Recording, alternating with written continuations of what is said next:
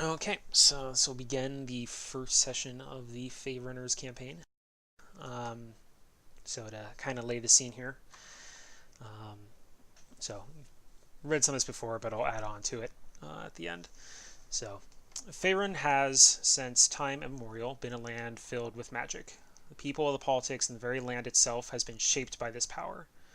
The source of this magic was referred to as the Weave, a well of magical power bound by Mystra, the goddess of magic.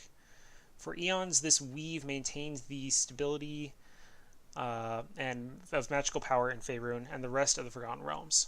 This stability was suddenly and violently shattered, however, in the year 1385 of the Dale Reckoning, commonly referred to as DR, when the goddess Mystra was murdered by Cyric, the newly ascended god of deception and, murder. The effects of the Weave's collapse were immediate and cataclysmic. On a cosmic scale, the world tree was obliterated, and many of the outer planes of the Forgotten Realms were either merged or destroyed outright. The god Savras died with the dissolution of Mystra's home plane, while Azith was cast into the Nine Hells, where he was absorbed by Asmodeus. On Toril, in the land of Faerun, the land itself was affected, as the earth was rent asunder by massive earthquakes and scorched by waves of blue flame that erupted from the earth, creating the Underchasm and rendering a region known hence as the Plague Lands uninhabitable, and cutting off the Chalton Peninsula from the mainland, turning it into a series of isles. As a result, the Yuan Ti Empire of Serpentis was effectively submerged and destroyed in a day. Spells began going haywire with unpredictable and occasionally devastating effects, and weaker magical weapons and items were instantly destroyed. Humans possessing relationship to the Shadowfell, meanwhile, were transformed into Shatterkai, and the number of people possessing innate psionic abilities increased dramatically. While the peoples of Faerun slowly recovered from this catastrophe, the shape of magic was forever altered by the lingering effects of the spell plague. While those magical items that had survived the spell plague could still be used reliably, all but the most powerful mages were able to consistently cast without their spells going awry. Hoping to restore stability, in 1479 DR, 5 of Mystra's chosen, her most devoted followers, journeyed into the Underchasm in the hopes of finding some remnant of her power so that she could be restored. Little is known of what transpired there, but some weeks after they were last seen descending into the chasm, a wave of silver flame swept across Faerun, leaving most things untouched but instantly disintegrating most mages caught in its path. By the time the fire subsided, the vast majority of Faerun's mages were gone. Those few who survived, however, found themselves once more able to cast spells without fear of errant results. Magic had been fully restored, and Mystra was alive once more. The loss of the world's best mages, however, had dealt a crippling blow to Faerun, from which it would not quickly recover. Over the next few centuries, the continent's denizens slowly came to terms with this new reality. Without magic to maintain the infrastructure and lifestyle to which they had become accustomed, the thinking minds of the world turned instead to technology. The strides made in technology during this era were attributed by some to the gods Ogma and Gons, deities of knowledge and invention. And at the same time, the loss of magic as a source of military strength shifted the balance in many of Faerun's political relations. In some cases, this led to massive invasions and wars, while in others led to the peaceful merging of some countries and the confederation of others. In any case, the number of political entities in Faerun dramatically decreased, to the point where there are now really just 9 great powers on the surface contending with each other. The year is now 2018 DR, more than 600 years after the spell plague nearly wiped out magic in Faerun.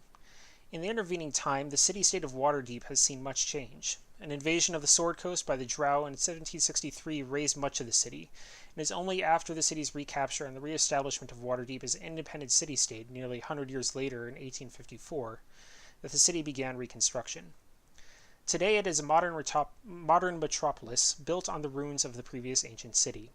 A bustling center of trade, the city has both become an incredibly lucrative venture for the city's masked lords and a den of crime and haven for smugglers. In recent months, some of the city's more powerful figures have begun new business ventures to plumb the forgotten depths of the old city, spurred on, no doubt, by recent rumors of resurfacing relics brimming with magical power not seen in the Sword Coast since the Spell Plague. It is in this exciting time of rediscovery that you now find yourselves. You've each been independently contacted by a mysterious individual identifying themselves only by the moniker Oracle. Oracle has requested that you meet in a bustling bar in one of the less reputable corners of the city called the Grumpy Gif to discuss a possible joint venture that Oracle promises will be quite lucrative for all involved. So as we open,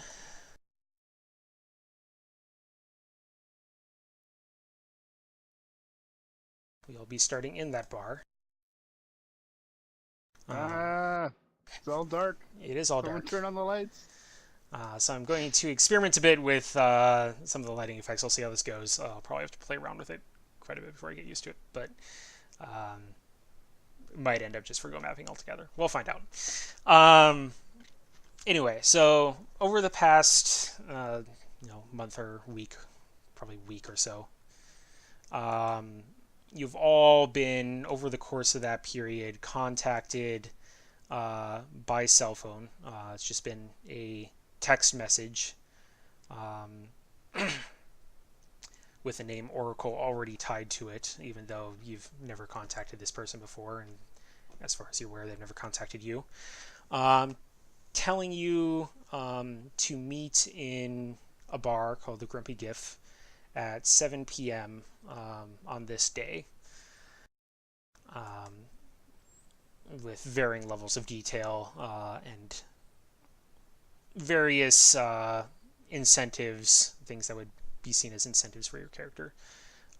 So for some of you that means money, for others that means causes of good and justice. In any event,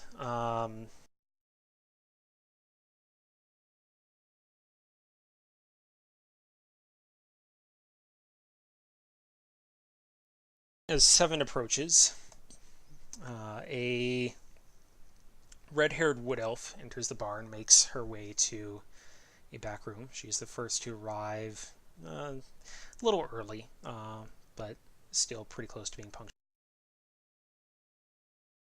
So did that light up for you guys? It did not. Did not. Okay. Now there's a little light. Oh, yes. There's a little light, yeah.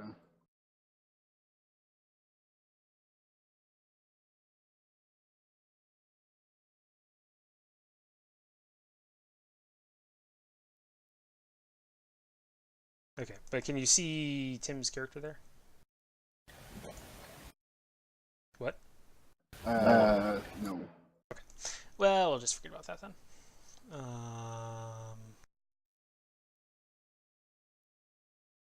You might be on the layer. You might have to push the map to the bottom layer. I thought the map was on the bottom layer. Yeah, map should be on the bottom layer. Right click and then move tile to map layer. Yeah, map is on the bottom layer. Okay. And if I pull one on, I can select it, and if I hold it, I see a picture of some random chick. But if I let go, it's not there. It's just blank.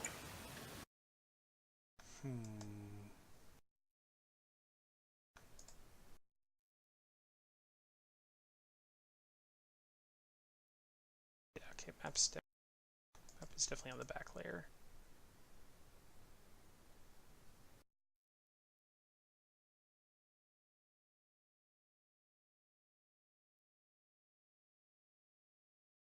We will disable half the bar.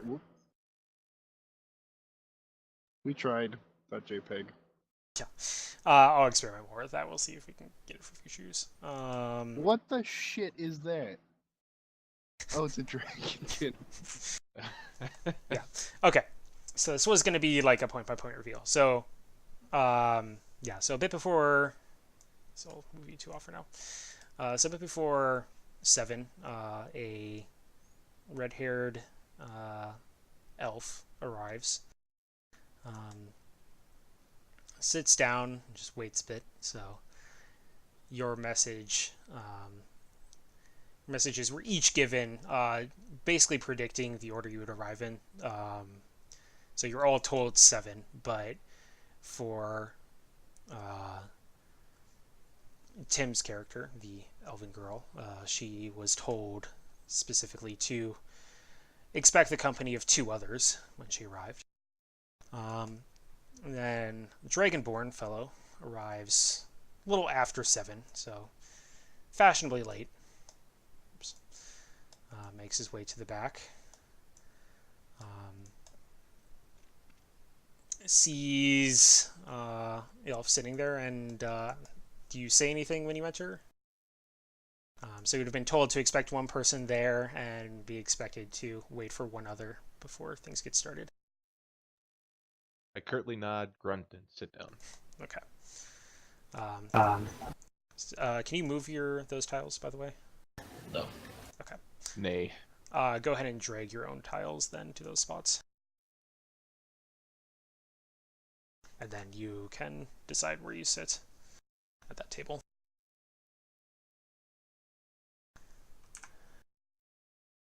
And I'll have you do the same, Stetson. So you guys wait for a bit. 10 minutes go by, 15 minutes go by, and just as you're maybe thinking about leaving, this rather, perhaps oddly dressed gentleman walks in.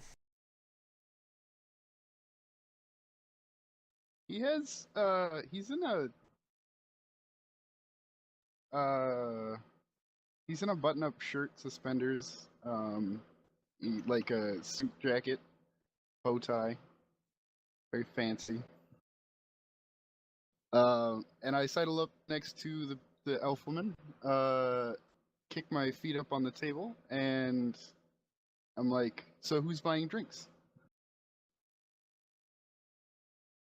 You, apparently. Oh, tisk tisk, my lady. Gentleman never buys drinks for himself. Watch this. And I wander over to the. Okay, is there any other people in the bar right now? So this is a back room. It's a private room that was presumably reserved by Oracle for this occasion. The bar itself, so it's 7 p.m. People, the dinner crowd is probably mostly left at this point, but the night crowd is starting to come in. So there are, it's a pretty popular bar. So there's probably a good dozen or so people here, and then of course there's a bar staff as well. So a couple bartenders. Couple waitresses as well going to the tables. Okay. Yeah, never mind. I make myself comfortable. Okay. Well, at that moment, Tim, your phone starts to ring. I answer it. A robotic voice on the other end tells you to turn your phone to speaker and place it on the table. I do so. Okay. A robotic voice then starts to speak, saying, "Thank you all for coming. Some of you know more about the purpose of this meeting than the others, but allow me now to go into more detail. Waterdeep has, for centuries, remained an independent port of trade. This has both made it a center of prosperity, but also a den of crime. In recent years, crime has taken a new form in the city: acquisition and smuggling of pre-spell plague artifacts. You see, when the Masked Lords chose to rebuild the city over a century ago, they simply leveled what was left of the wreckage and built the new city on top of the old. Now, as businesses have begun to expand and build, entrances to remnants of the old city are being discovered. This has piqued the interests of several elements, both from within the city and from Faerun at large. I represent one of these factions, one of the Masked Lords of Waterdeep. Publicly, the Masked Lords cannot be seen using city resources to go chasing after ancient artifacts that have become little more than superstition in the public eye. Privately, however, Masked Lords recognize that it is in the city's best interest if these artifacts are retrieved before they fall into the wrong hands. To that end, my benefactor, one of the Masked Lords, has tasked me with assembling a team to try and find and recover some of these relics before they end up in the hands of less reputable factions, both in the city and factions that are now inserting themselves into Faerun or into Waterdeep to hunt these artifacts as well. So in the case of your company, I have gathered people who have who generally have few strong ties to the politics of the city and to its less reputable elements. So today, we are kind of on a tight schedule, so we'll have to get started with just the three of you, but you'll be joined by two others later. So I know you guys have probably not had much time to talk, since I called when I expect the last of you had just shown up. But your company currently consists of Valana Ilrith, a wood elf monk. She is incredibly skilled in the martial arts and with firearms, and will be a great asset if you run into trouble. Mayastar Zernar comes from a military background, and his leadership skills should prove very useful as you navigate the city's underbelly. And Ignatius is a upstanding... The last person to call me Ignatius was my mother. Iggy, please. Ignatius is an upstanding member of society with many connections both in Waterdeep and in Faerun in general. His connections will hopefully prove useful, both in getting you the information you need and getting you to places you might not otherwise be able to gain access to. Later on, you will also be joined by a cleric and a skilled tracker, who... Actually, I'm going to have you three retroactively roll perception here. Alright, hold on. I still have to get used to doing this on the character sheet.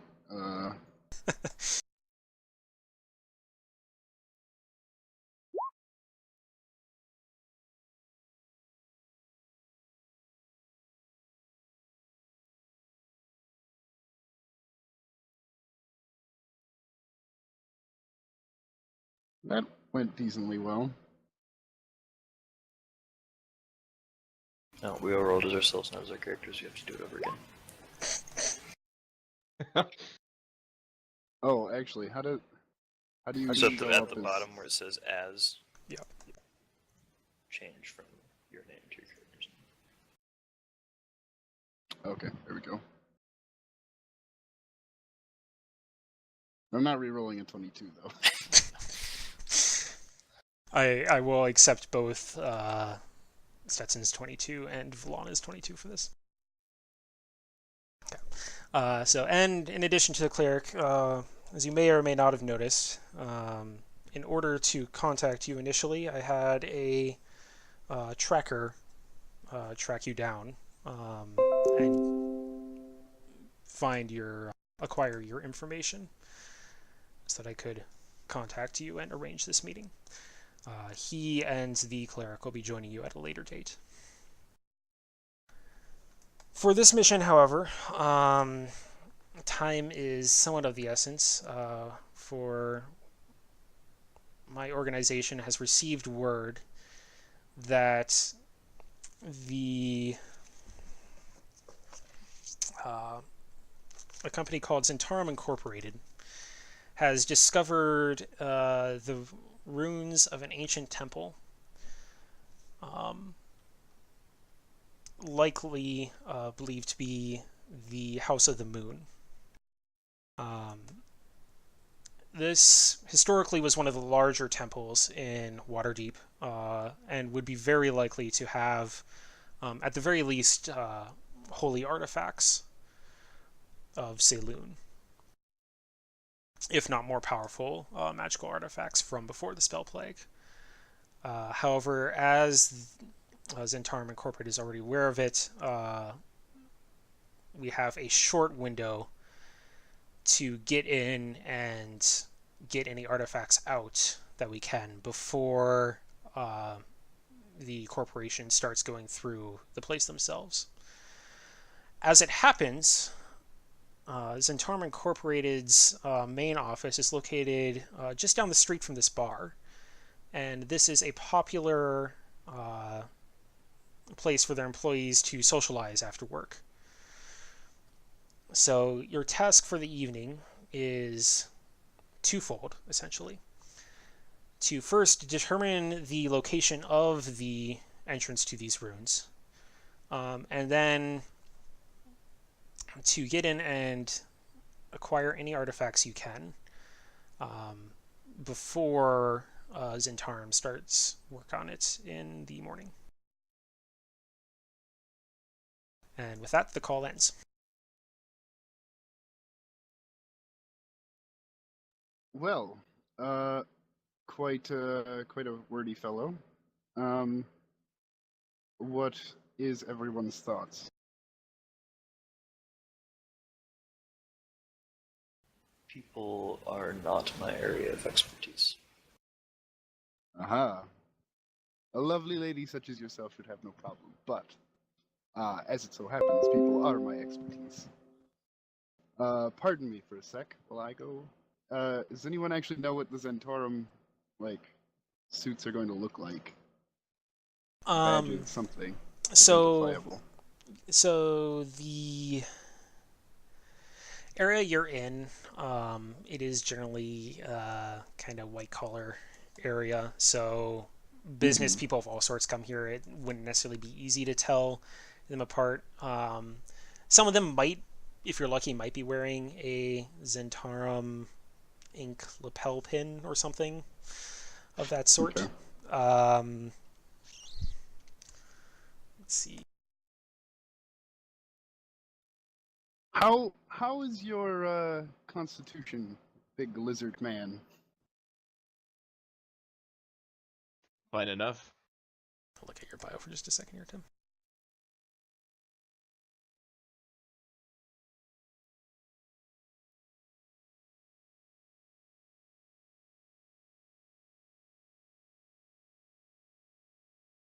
Okay.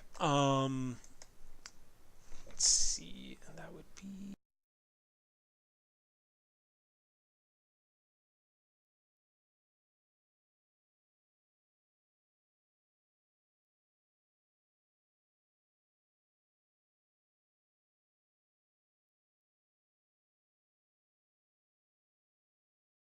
Yeah, let's call this a history check. So Yay. yeah, so Iggy and Volana, go ahead and make history checks for me. Nope. Okay. Surprisingly, Volana, you are not familiar enough with Zentarum Incorporated for whatever reason to at least be able to recognize their insanity on the street. They're less reputable, so it could just be that you never really cared to learn that. Iggy, however, you believe that you would be able to spot someone if they were wearing like a Zentarum lapel pin or had a tie or something. Okay, I'm gonna make a perception check then, or I'm gonna actually share that information with, scribble it down on a piece of paper and Yep. Yeah, you're welcome to do that. yeah, and then share that with the group, and then I'm gonna make a perception check again. Okay. Are you going to do that from within the back room? No, I'm gonna move out. I will also assume most of the people are at the bar. Yeah, for the Or the most part. tables. Or the tables, yeah. The bar is probably full. There's probably a few people socializing around the tables as well. Perception.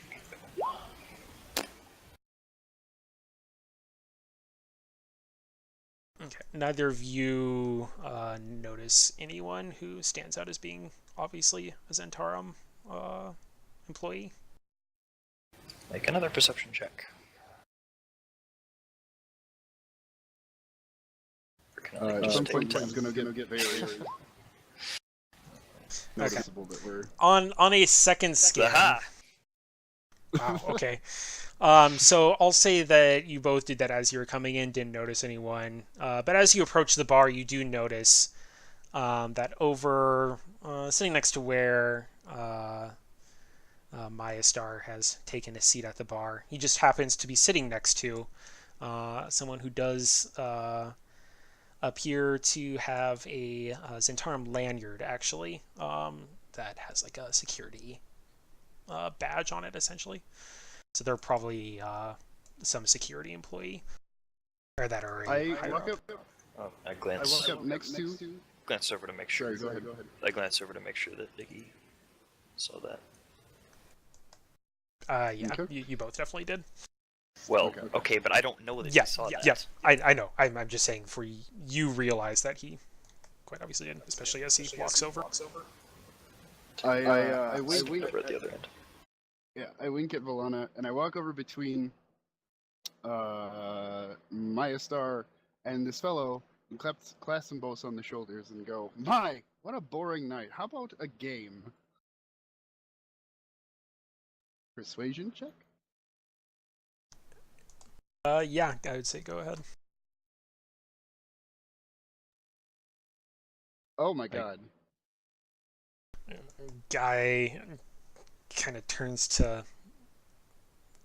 look at you and says, "Okay, I don't know you, pal, but I'll have you know I am the head of Zentarum Security, and I will be very pleased to throw you out of this bar if you bother me again." And turns back to his strength. I I make another apology. This time, persuasion check. No, to apologize. Okay, Iggy is already rolled, so what do you say? In your apology. My deepest apologies. I just started with Centaurum recently. I didn't recognize you. My apologies, sir. Let me at least buy you a drink to make up for it. He looks kind of grumpy, but there is a kind of a pity on his eyes. Get the sense that he feels a bit of connection with you, having also started out with Zentarum at some point and realizing how hard that is, especially working your way up to the position he's in now. Says, well, I guess it's the least you can do.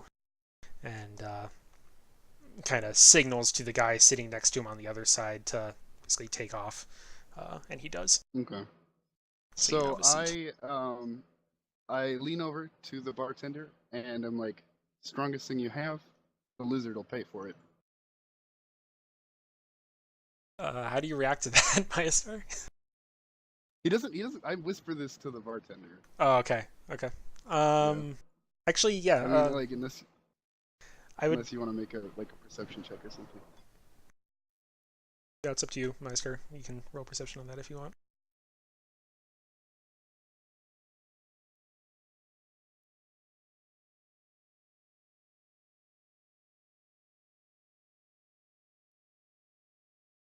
Yeah, you don't hear that.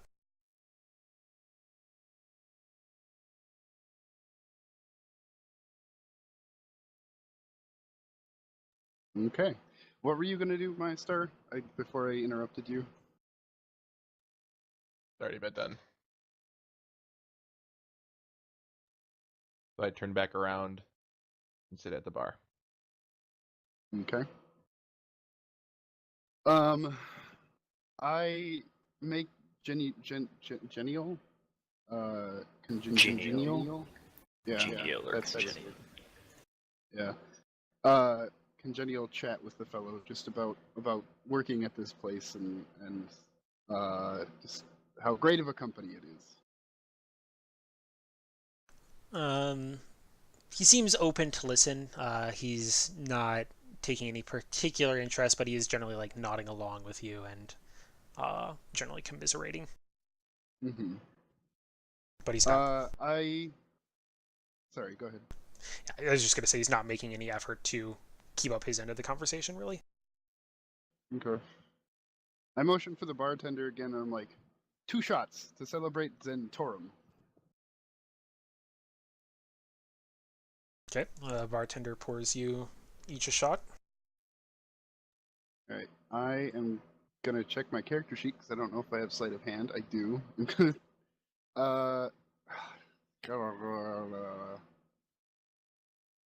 I'm just gonna take the shot with him. I don't trust. I got a fucking let 1 me- on an 8. So. Do you happen to have those alcohol rules that you used for your last session? Check.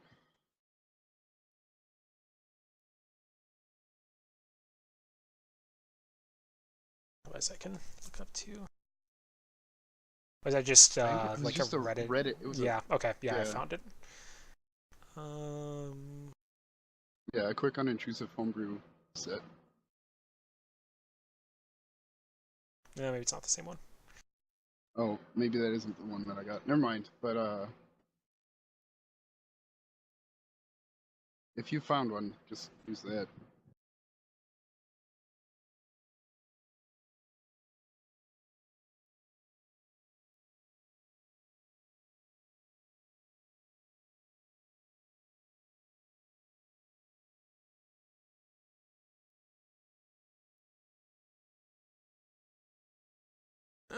Okay, no, that one doesn't actually have the full rules. There's a 5e variant rule that I found on the D wiki. Yep, I see that now. That's probably not gonna Okay. use. The other one was like a Kickstarter page. Con plus 1/2 the player's level plus proficiency for proficient con saves.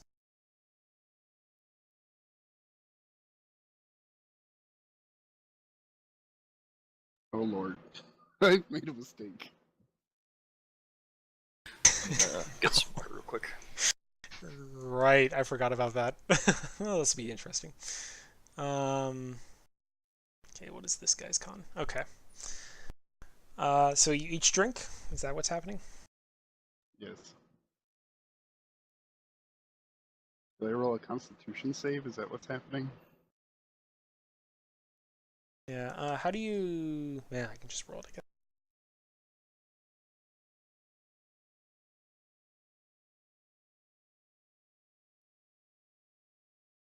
So each character has an intoxication threshold that's equal to your con mod plus 1/2 the player's level plus proficiency.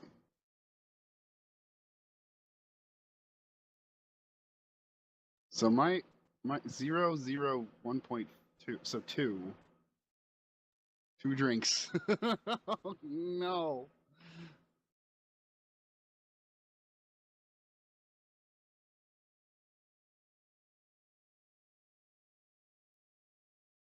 Okay, I see. So you get intoxicated after you... It's not a roll, it's just you get intoxicated after you drink a certain number of drinks. Yes. Okay.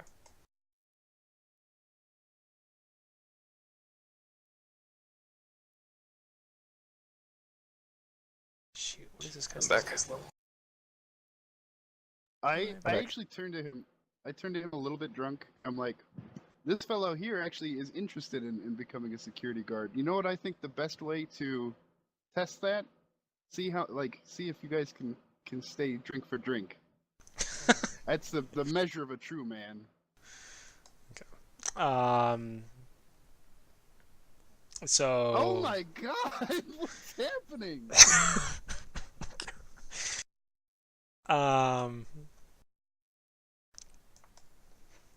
Okay, he's pretty clearly not buying it, and says, so, like, I'm willing to buy that that you're a new employee, but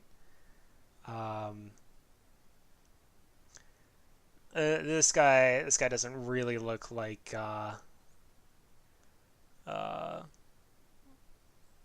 he's a guy looking this strong. Probably isn't going for a security guard position.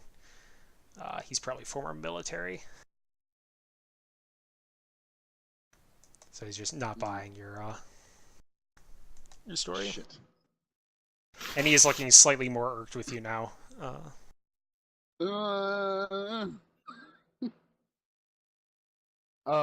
Then I reach away into from my the table. pocket and I pull out my dice set. Okay. What? And I look at that because it's the security guard that's sitting immediately to my right. Yep. Yeah, he was just sitting in between you and Iggy until Iggy wandered off a bit. I look at him and I motion with my eyes over to Iggy. And I say, let's forget that bloke for a second. How about we just play a nice game of dice? Okay, I like this. Okay. So, Iggy, it probably would be good if you kept with your whole wandering off thing. Good as annoyance. So the guard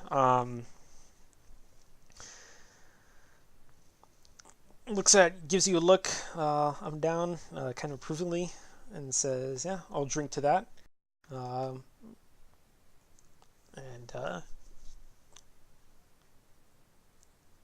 has another drink of the beer that he already had before Iggy had ordered him a shot. And yeah, so um, So if I win, let's say Iggy over there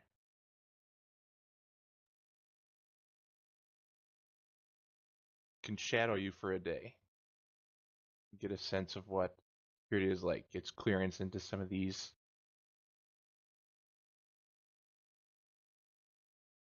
More. I try to con my way into getting Iggy into the building for a little while. okay. And what if I win? Guard says. What if you win?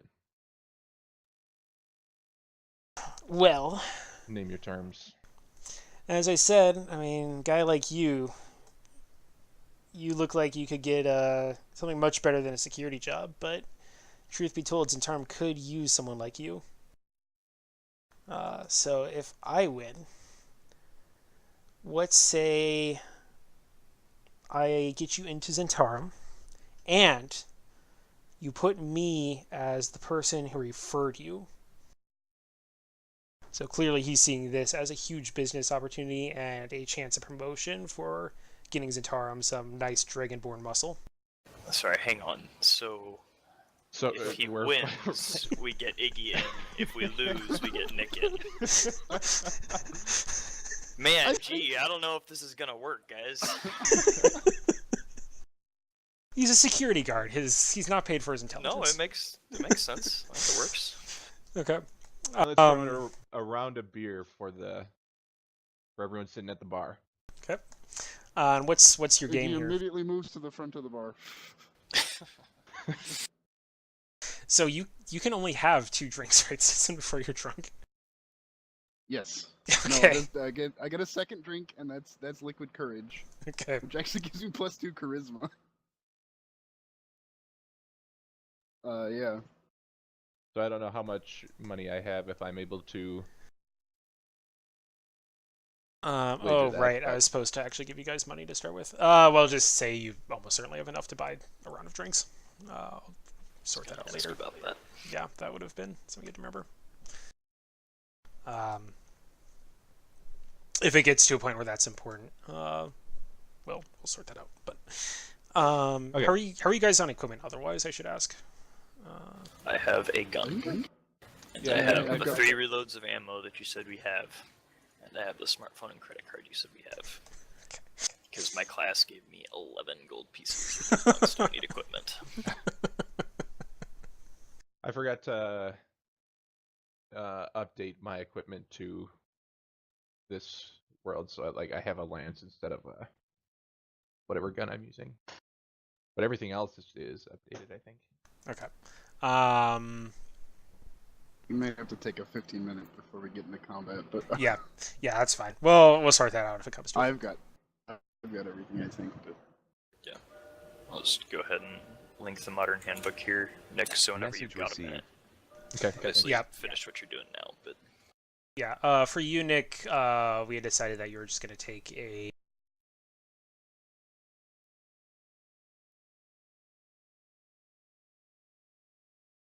Yeah, I wrote it down somewhere, but I can't remember where. Yeah, it was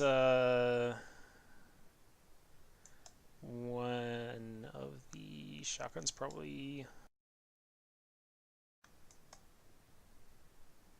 Oh yeah, that's right. Let me pull it up.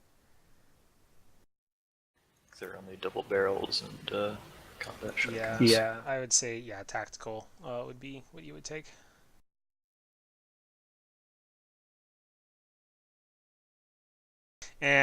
Actually, to be on tier with everyone else, probably start with double barrel.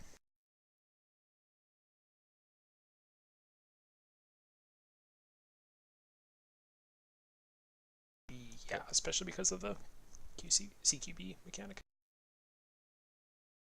And then 3 reloads for that.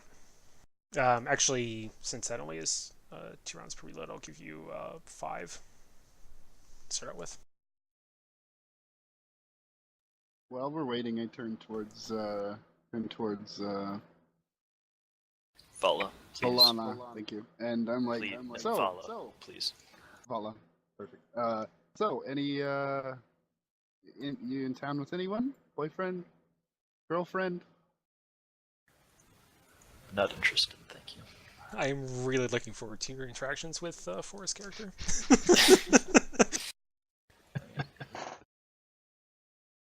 But no, I am not currently attached. Oh, interesting. Okay, so what kind of dice game are you looking to play, Nick? Do you just want to do like gambling on odds, evens, or high low or something? Two people, Yeah, that'd be pretty straightforward. Yeah, essentially, Texas Hold'em best of 5, dice and 2 shakes, kind of thing, or high dice if that's just easiest. Probably just high dice would be easiest. So Okay. You'll each pick alternate picking high or low. And yeah, we'll do 5 rounds. Best 3 out of 5 wins, and I'll do the rolls. Okay. So since you presumably chose the game, he'll get first pick. So he's going to choose high. So 11 through 20 would be high. 1 through 10 would be low. Okay. So he wins the first roll. Anti-match Hi. that? What? Oh, never mind. I see what's happening. I'm dumb. You're going high, Nick? I'm going high. My star, I guess. Oh, wait. You're just rolling 20, not Yeah. rolling d20. Okay, so he actually loses the first one. He rolled so poorly that his dice went over the bar. You have to go and get it because you rolled a... Yeah. Yep. That happened. That's canon. Okay, you win the second one. So he's going to choose next, and he's going to go low this time.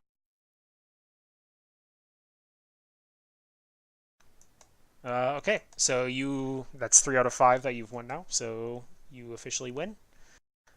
So that means that Iggy gets to shadow, so he's gonna kind of disgruntled because he's missed out on a great opportunity and potential promotion.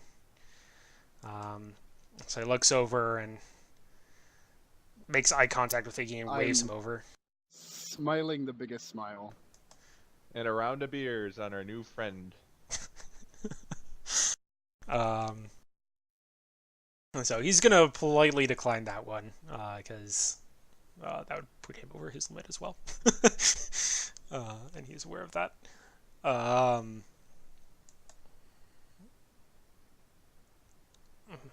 But he's like, well, if we're gonna have to do a day with you, let's get this over with. And he I'll see you in the morning. claps you on the shoulder pretty hard and starts walking out of the bar. I grab Iggy by his arm, and pull him close to me, and I said, "If you fuck this up, you're gonna answer to me." Roll intimidation. Yeah. Okay. I smile a grand smile and I bow and I'm like, oh, no worries. I've spent most of my life lying. I think I can handle this. And then I let him go on his way. Okay. Right. I'll motion to both of them before they go. Should trade numbers. Oh, you're asking for my number? Oh God. Keep your mind on the game. I write down my number and leave. And then just assume that they're going to text me their numbers.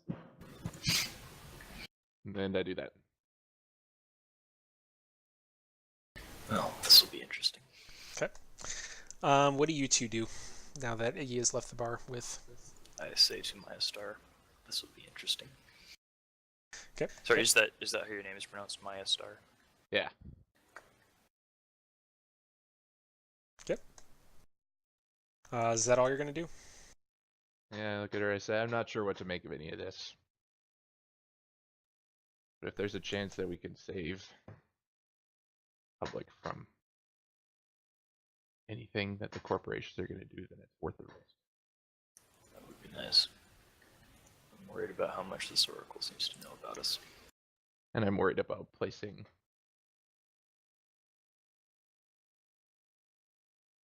concerned about Iggy, but we have little choice in the matter right now. A nod. Okay. What time do you want to meet? I'm asking you.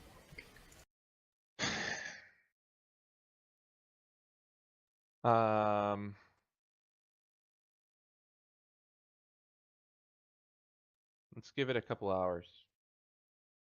Do you remember that Oracle did say that Zentarum was going to start their excavating tomorrow, most likely?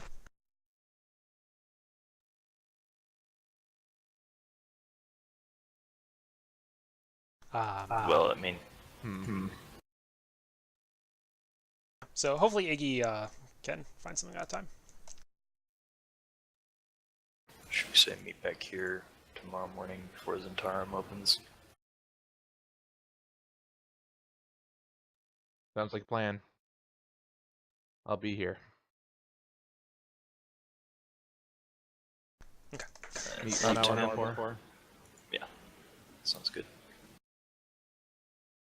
Sorry, what was that? I didn't catch that. Meet 1 hour before Zentarum's gonna open. Okay. So that would probably be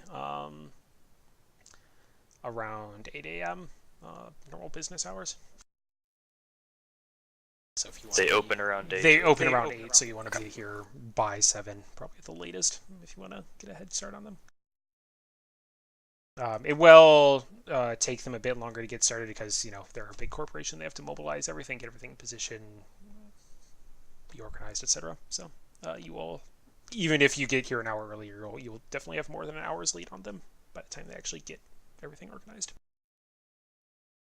Okay.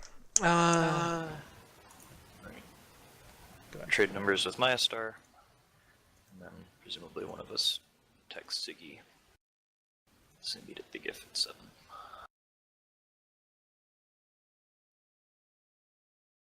Not it. All right. Yes, I will do it. Messages, Kurt. 1 Why hour don't you- before. I would just go ahead and type it in chat. Might be a good way to do text messages, since we actually have a text interface.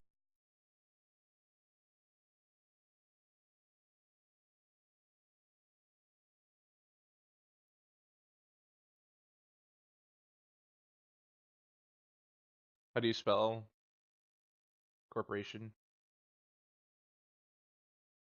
CORPOR. I think he means the corporation's name. Yeah, the name of the. Sorry, that was unclear. I understood.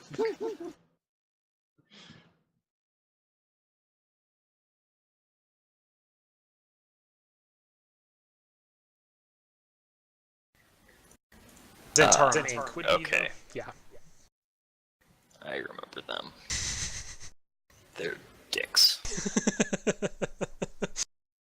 They have not stopped. They're on the surface. They are less so, but Oracle probably has made it fairly clear that they are still kind of dicks.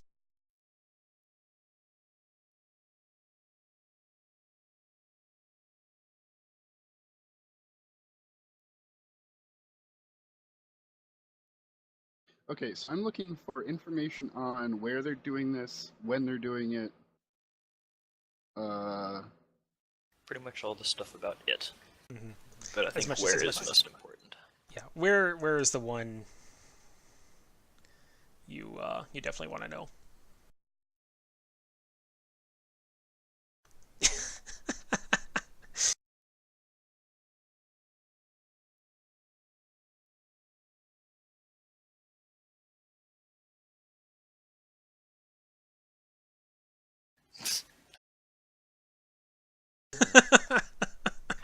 Looking over your shoulder as you do this. Yes, this will be interesting. I will walk out.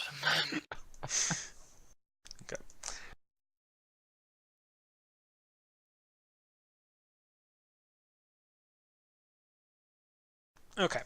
Okay. So Iggy, you go off the guard. Yes. He's going to take you to Zentarum headquarters. Mm-hmm. Are you doing anything while he takes you here at all? Hang on, I did I misunderstand this? Is he doing this tonight? Yeah. No. apparently security guards work late. Late shift. So he'll After the bar for some reason. Yeah, I don't know. should he still be able to he get in. drank and then he went. Well, okay, then we shouldn't. We should stay close by in case he has trouble and be ready to go tonight if we're able to. I thought you were meeting him there tomorrow. I thought that's what you said. That's what I thought, but I think like the idea is to. No, guess some of the night that works shift for me. stuff, Yeah. Works for me. Yeah. Okay, then basically undo everything we've talked about in the last like 10 minutes. And Yeah, Master I guess Khan. I'd say I'll just wait in the back room for him to contact us. In which case I suppose he will need our numbers, so I text him. Yeah, bar is pretty late hours, so probably good until at least like 2. Maybe even 3.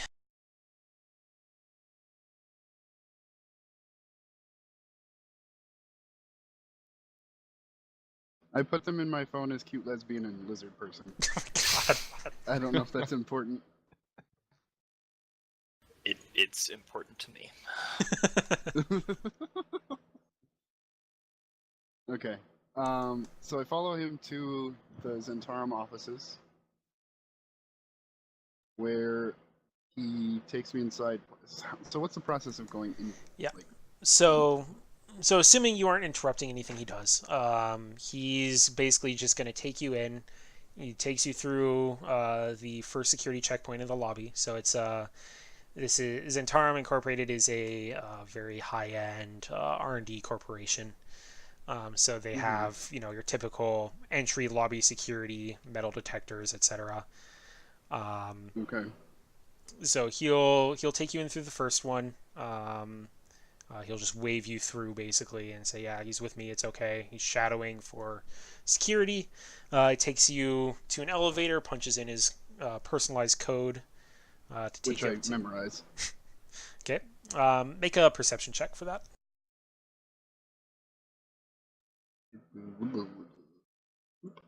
Okay, yep. So you are able to do that. So he takes you up to the security office. Checks in there, says, hey Bob, to a pretty large, burly orc gentleman. Okay. Wearing a black suit and sunglasses, even though it's, nighttime and they're in the building. Yeah. But he's an orc, so he feels like that looks cool. And introduces you. Bob, the orc, just gives a kind of grunt. Head of security turns to you and says, yeah, I don't actually know his name. He just grunts, so we just call him Bob. And then, so does his check-in there. Says, okay, so I'm going to start. What we do here is we do a round of all the R&D floors, and we do a round of all the offices, and then we do a round of the administration offices. And then we repeat that every hour until morning at regular intervals. Bob and a couple other guards alternate between us, so we always have someone going around the floors. So he starts walking you through. Okay. So starting at the R&D offices, I'm gonna make perception checks to see if I notice anything referencing the temple. Okay. Just as I'm going through. Okay, that didn't work. Okay. So there's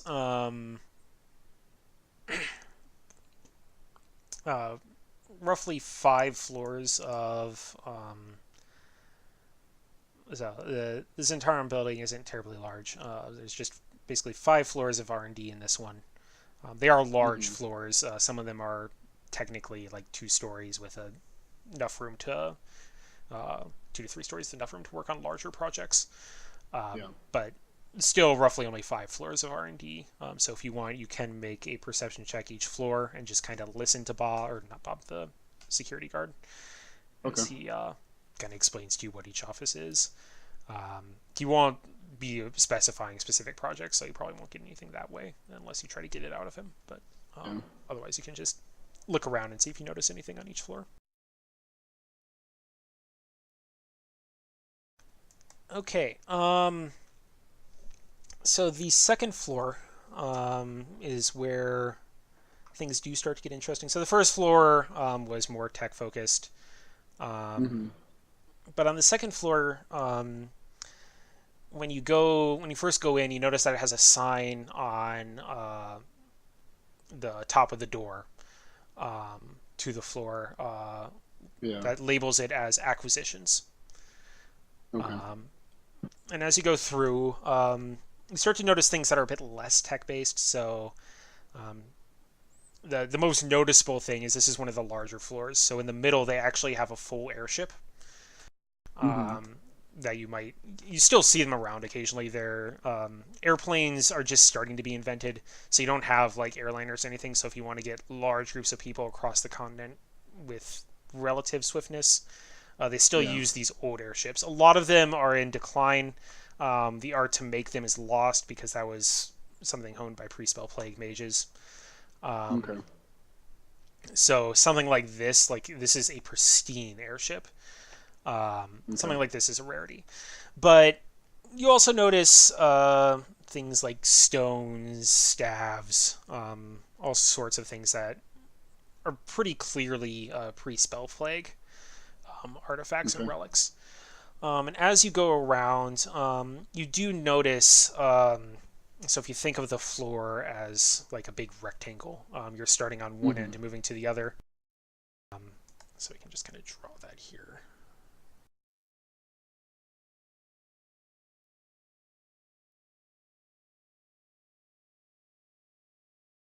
So, not to scale. Right. But you're starting here. Circling around. As you get to this end, there's not actually a staircase on this side, but there's an office at this end of the hall. It's a pretty large office. Looks clearly to be a meeting room of some sort. And as you look in through the window, as you're passing by, you see that on one end of the meeting room, it has a big dry erase board.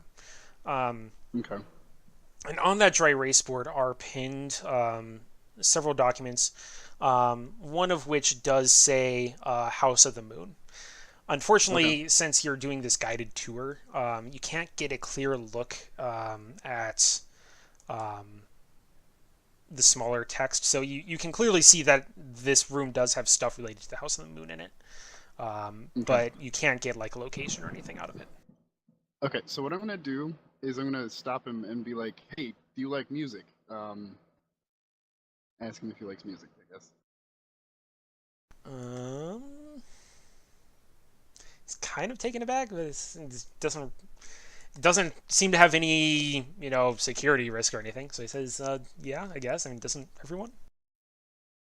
Yeah, so I apologize. You just randomly came to me. I noticed, so there's this band, this very highly experimental band, like I was inspired by, I'm going to roll a persuasion check for this. But I was like, it's very inspired by the stuff that you're collecting here.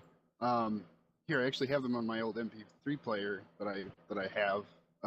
Then they pull out this battered MP3 player and headphones, and I'm like, the best way to listen to it though, stand here, close your eyes. I'm not gonna like leave or anything, but stand here, close your eyes, listen to it. It's amazing.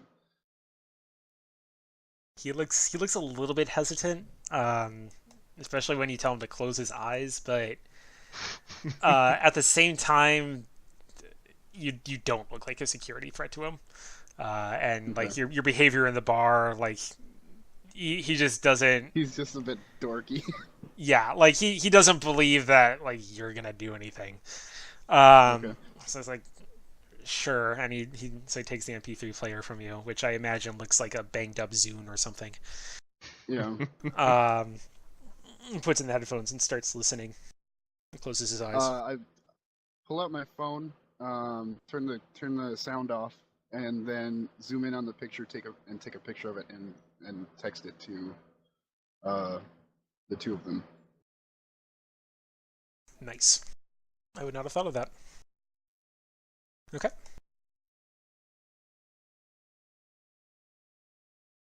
Yeah. And I clap him on the back, and I'm like, "So what do you think?" Well,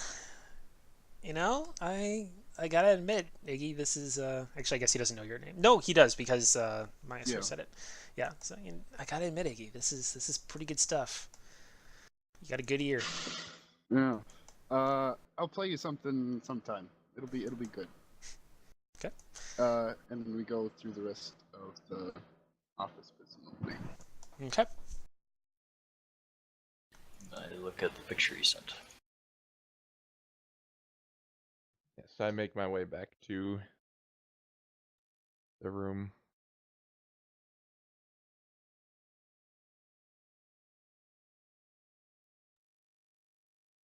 Make sure that Valana? Right. Just follow, please. Vala. Make sure that Vala saw it. D finds me looking at it. Okay. So I assume you guys are both going to look at that. Mm-hmm. So I'm going to have you both also make perception checks.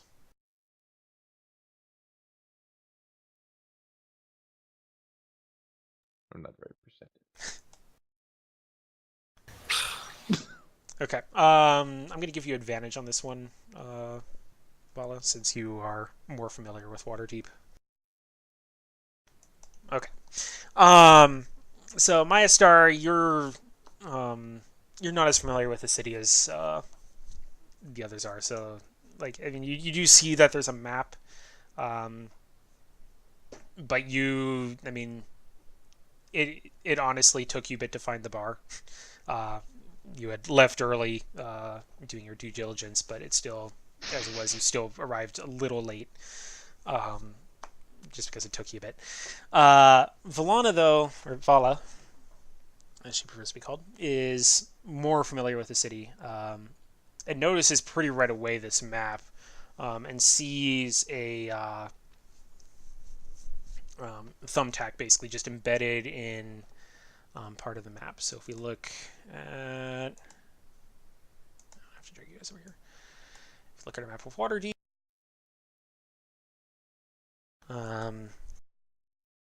Any second now. I'm in. Okay.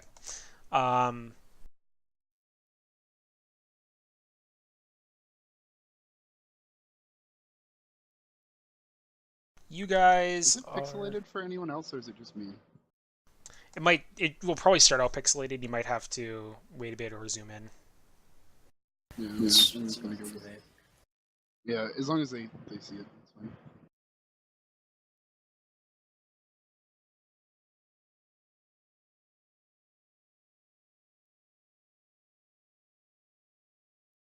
I'm trying to find out exactly what this is.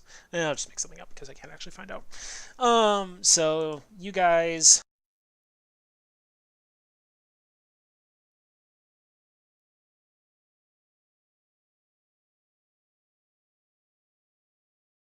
are in roughly this part of the city. You're in the dock ward. So, since a lot of your travelers, it would have been most convenient for you to find lodging in this area, and the bar is just on the corner of the street there. The location given for the House of the Moon, with this red thumbtack,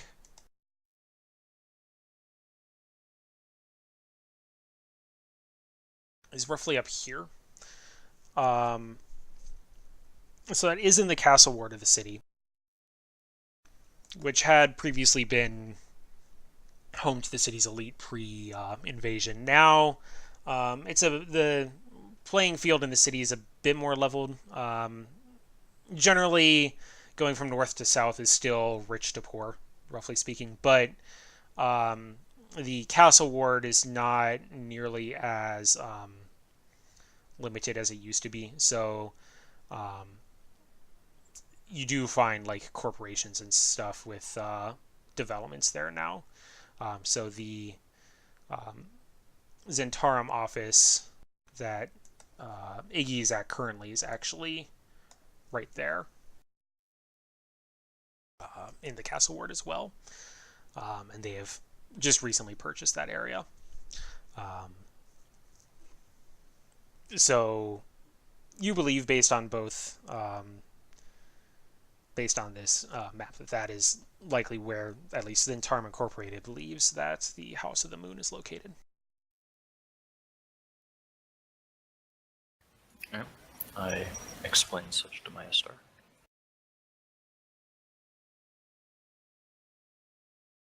I nod along and grunt. Okay.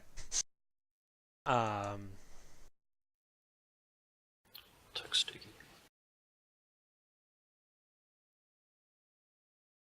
Would I know? I presume I would know what the area that the pin is that they think it is called. Yeah. So it would still generally be referred to as the castle ward. That it's nothing more specific than that. So that is the mountain that's along is that's Mount Waterdeep. So it's you could say it's probably along the northeast side of Mount Waterdeep in the castle ward. And you could probably point out the red pin on the map to him too, and he'd be able to see that if you pointed it out.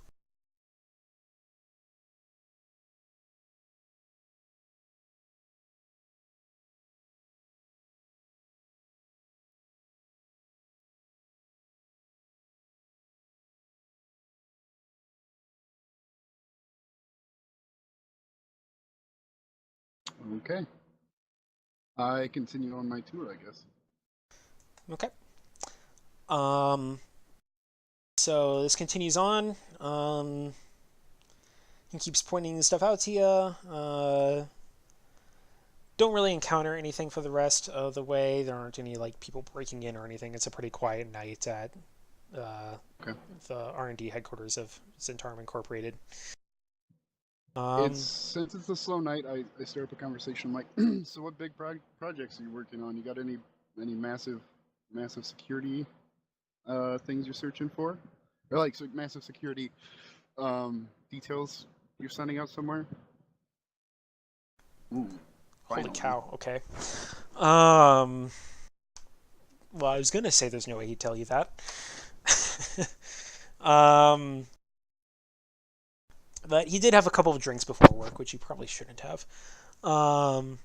And like he was really impressed with your music, so he's like, well, no, I shouldn't be telling you this, but you seem like good stuff, Iggy. So we did recently make a pretty huge breakthrough. So, Zentarum Incorporated, we bill ourselves as this huge R&D company, and we do a lot of that. But where the real money is, it's an acquisition. So remember that second floor that we went to? I had that big airship there and stuff. That's where all the real money comes from. Getting this old world artifacts working again and selling them to the highest bidder. So recently, and you didn't hear this from me, okay? Recently, the higher ups hit a gold mine here in Waterdeep. This old temple, supposed to be the largest temple in the city, House of the Moon. They found it. Going in tomorrow. So, if you play your cards right, I might be able to get you in on guarding these floors with me when it comes in. No way. Interesting. Yeah, that would be awesome, actually.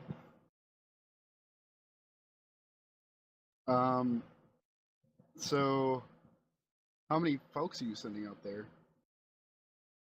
Oh, we got a whole team. So it's mostly the R&D crew. Gotta do this whole methodical shit. So they go through They make sure everything's safe. So like the place hasn't even been touched yet. Doors haven't even been opened. So first they have these we have these mages that go in and they test doors, make sure there's no like magical traps or anything. Which, I mean, come on, it's a temple. They're not gonna put magical traps on that, but procedure.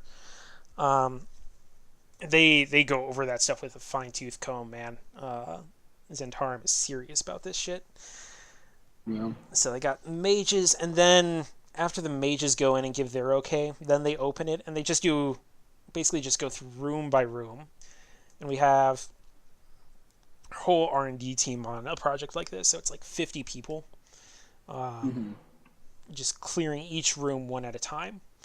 And then we also have our own guards monitoring the place too, because we want to make sure that no idiots from the town go in and trip some magical booby trap and get themselves turned into a frog, or summon a greater demon or something. You know how it is, these townsfolk. Right. Unfortunately, those are the big guns, so you won't see me down there, but we have the more important job anyway. Aren't you head of security? Like, yeah. So there's a difference between security that I do here and acquisitions response team security. So they, oh boy, you wouldn't believe the stuff they can do, man. So like your friend Maestar there, he might have been a good pick for them. But you and I mean, don't get me wrong, they're definitely important on the ground, but we have the really important job because we have to guard the stuff while it's here. Like, that temple has like a couple of artifacts, but the stuff that I do, I guard all of it. Okay, well, that's interesting. We're nearing the end of our rounds, I guess. Yeah. So at this time, like he's been warming up too throughout the night. You haven't done anything stupid like break in and steal plans or anything that he's aware of. So he's looking forward to this, and he's like, well, I mean, I've got the whole day with you, so you've got the night shift ends in a couple hours here, but I got the afternoon shift that I do too. I'm head of security, so it's not like I don't get to call it after an 8-hour shift. I have to be here most of the time. Right. So the schedule after this basically is get off work, go back to the bar, get hammered, go to sleep, and then come back around 3 in the afternoon. Okay. Check in and see how things are going. So if you want to meet back up with me then, or if you want to get some drinks with me, we could do that too. I'll just be going back down to the Grumpy GIF. Okay. Well, I'll tell you what. Hopefully I'll see you there. Otherwise, I might be back, or I'll probably be back for the evening shift. Awesome. It's been swelly. Honestly, if you want to apply for this, I think you've got talent. I can get you in. Okay. You have a good day, man. Yeah, you too, bud. I'm gonna go now. I roll my eyes. Quite the reversal. And walk away. It's amazing what a Night of Bonding can do for you. Our very own Hildebrand.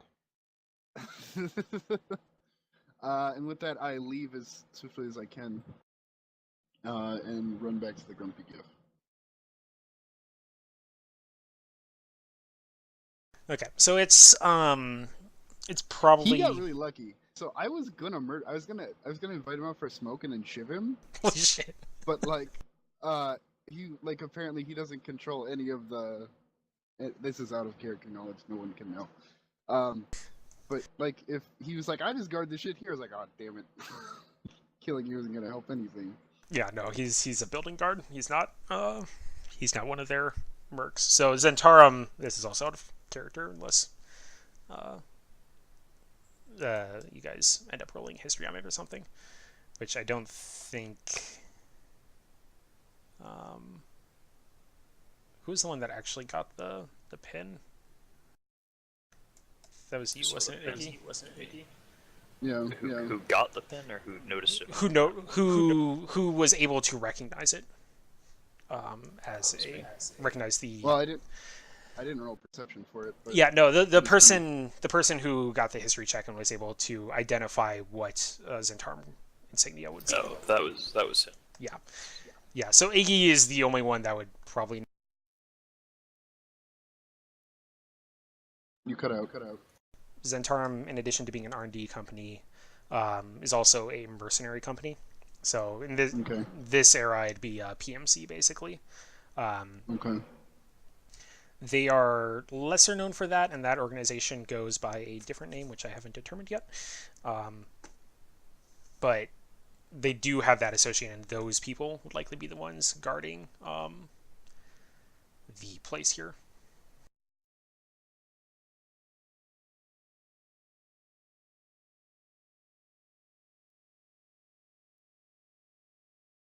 Okay.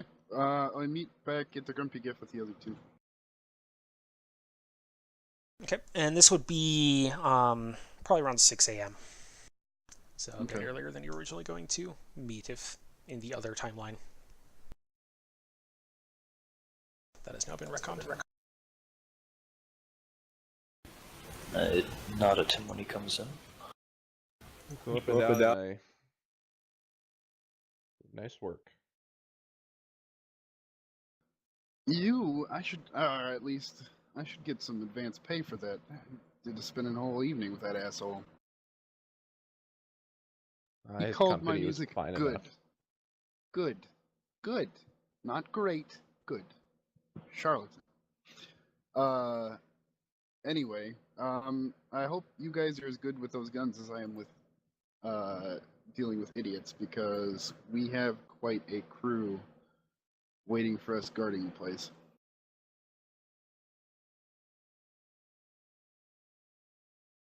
Well, I suppose the best thing to do would be to wander over there and take a look around. Yep.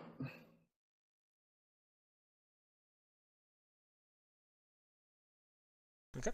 So I assume you guys will do that. Yep. Okay. Yep. On your way out of the bar, the security guard, whose name you learned was Jeff. Apparently, security guards just don't have very creative names. I don't know why. Yeah. Jeff walks in. The Overwatch team. Yes, Jeff Kaplan with 2 Ks is the security guard's name. And spelled with a G instead of a J. Yeah, he walks in and says, "Iggy, I'm so glad you made it. Let me buy you a drink, pal." I walk over That and I'm sounds like a wonderful idea. Iggy, you stay here. I glare at him, but nod.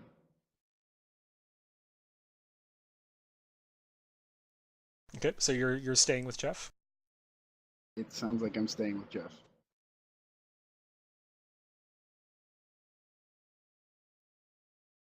Okay. Presumably As that's a texted to you. Yes.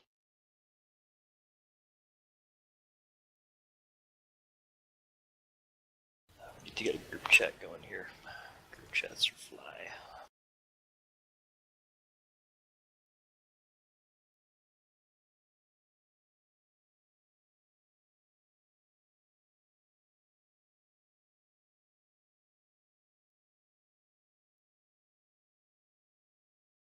I'm going to assume that you're texting this as Maestar and Vala are heading out and Iggy is getting a drink bought for him.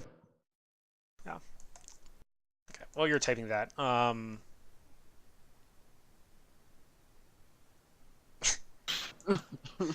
I'll assume you guys have a group chat set up.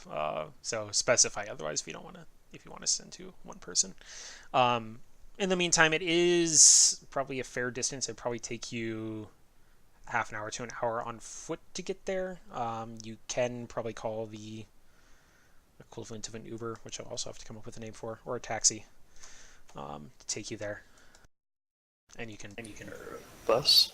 or a bus, yeah. You can assume you have enough money to pay that fare for this session.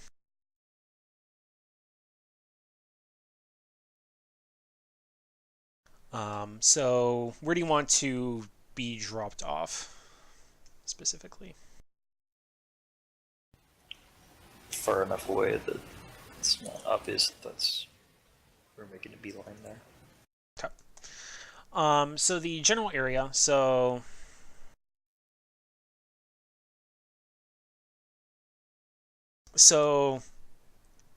the new city is roughly where these buildings are.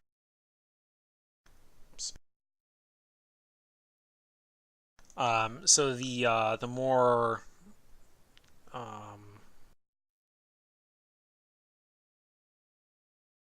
this stuff, that's more old city stuff that hasn't been built on yet. So if you wanted to get a good view, you could go to. You have a couple options. You could either go. There are some nice hiking paths that go up the mountain that you could probably look down from, or you could go to. Let's see if you can get into any of these buildings. There's. You can take a look around and see if there's anything you could climb up, or any buildings that have public roof access or something for you to get a view of. So you have a couple options there. Or you could also just like stand across the street from it too. Let's just get to the old city and just walk past it for swords, see what we're looking at. Yep.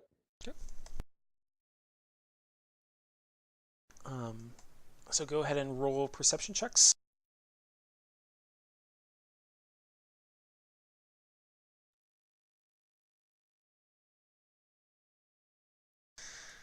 Okay.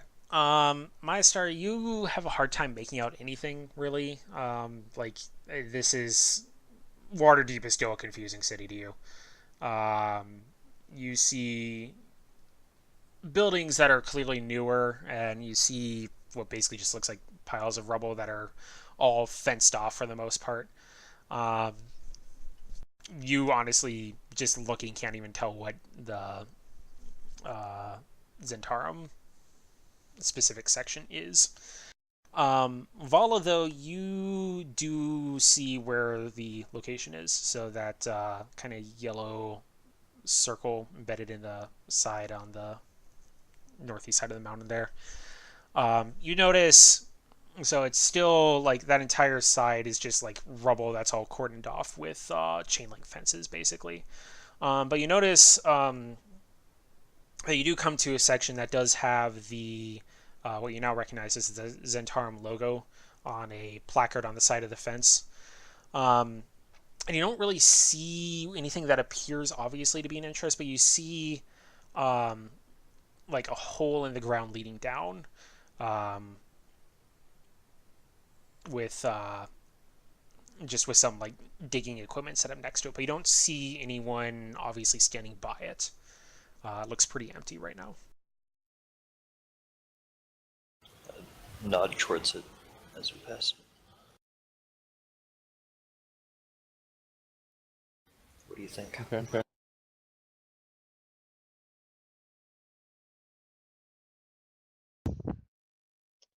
Yeah. Good, I'll trust your judgment. I don't know this very well.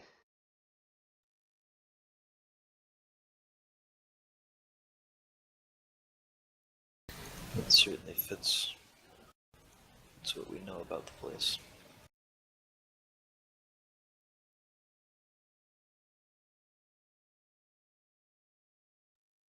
Why don't you shoot Iggy a message? Tell him to finish up what he's doing. Meet us over here as fast as he can.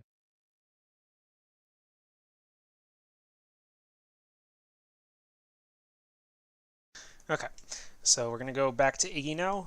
We're going to rewind the, say, 10 minutes it took you guys to get up there. So Iggy, the drink you had, the shot you had last night is certainly worn off by now.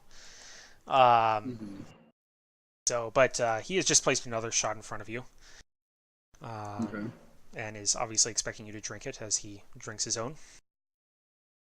I cheers, and then I do a sleight of hand to throw it, like, behind me. Okay. He does not notice.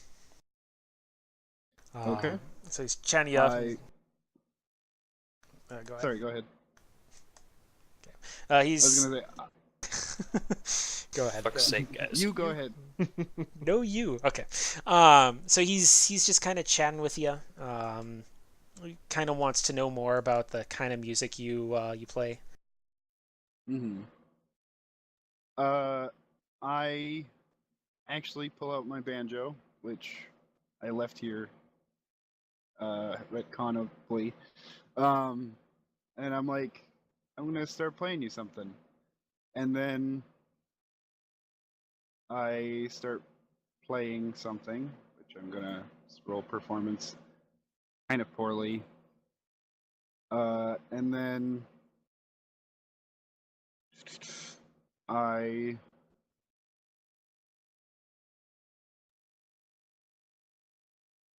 how do I do this? 1 second. Use suggestion. Okay. Let me read this. I'm gonna start some pizza for me.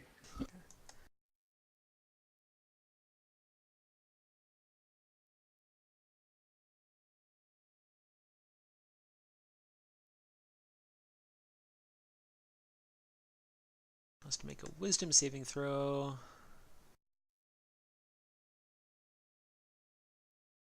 Okay. And the spell save DC should be 14? Doesn't seem right. I think that's automatically calculated, so it probably is. Charisma, spell save CD. Because I guess my charisma is 4, but shouldn't it also include character level?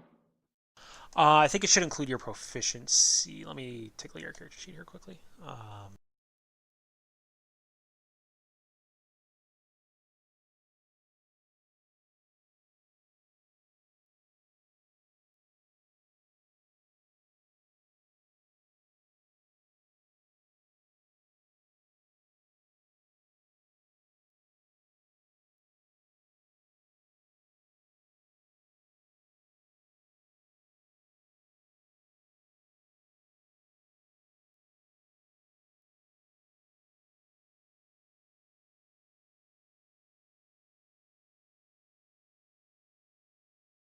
I thought it included proficiency. Maybe I'm wrong.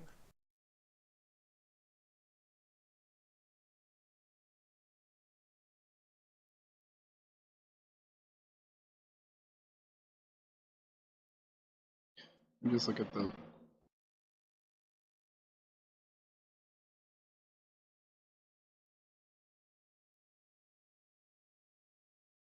8 plus your proficiency bonus plus your charisma modifier, so it Okay. probably is correct. Yeah, because the proficiency bonus for you would be 2. Yeah. Since your charisma modifiers were okay. Yeah. So 14 is the save DC. Yep.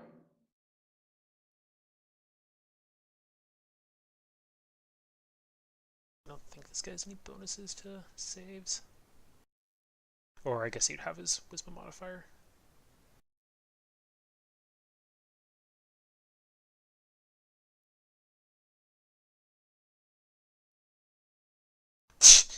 Are you fucking kidding me?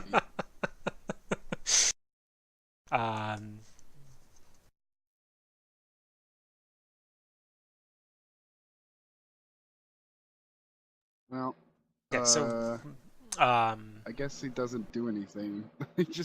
I'm like, you should go home and take a nap, and he's like, no. yeah. His reaction's like, oh, I mean, in due time, man. I gotta get good and hammered before I do that. Come on, I'll buy you another round. Actually, I'll buy each of us 5 shots. It's like, wow, man after my own heart. Let's get this going. Okay, I make another sleight of hand check to So like he takes a shot, and then I try to replace. Oh God. Okay, I failed the sleight of hand to throw it back, and I splash it in my face. Or something. I don't know. Okay. Play it off. You're splashing a shot in your face. He failed his sleight of hand check. Probably. Let's say you're too drunk and you need to go home.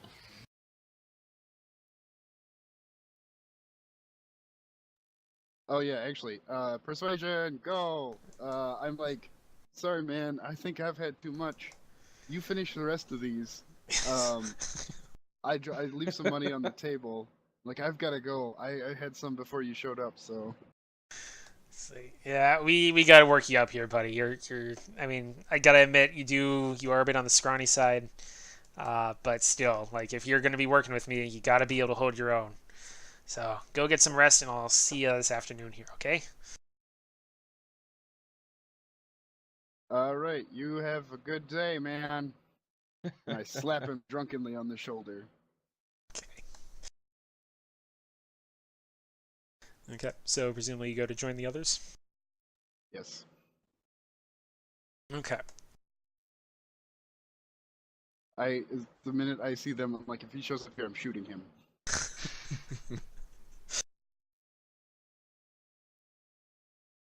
So it went well.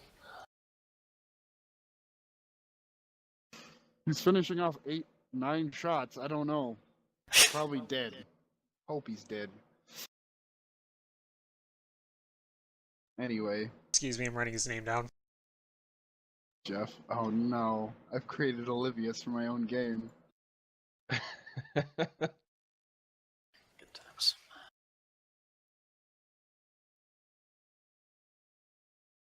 Okay. So what are your next steps? I point out the hole to Iggy. So I think that's where it is. A little odd there are no guards up top here, though. So the hole is where, like, we think that the entrance to the temple is. He thinks that's where they think it is, anyway. Okay. Well, I suppose we should go check it out. You guys armed? Yes. How are you two at being quiet? It's a really good question. I don't know off the top of my head if I even have stealth. I'm better at being loud.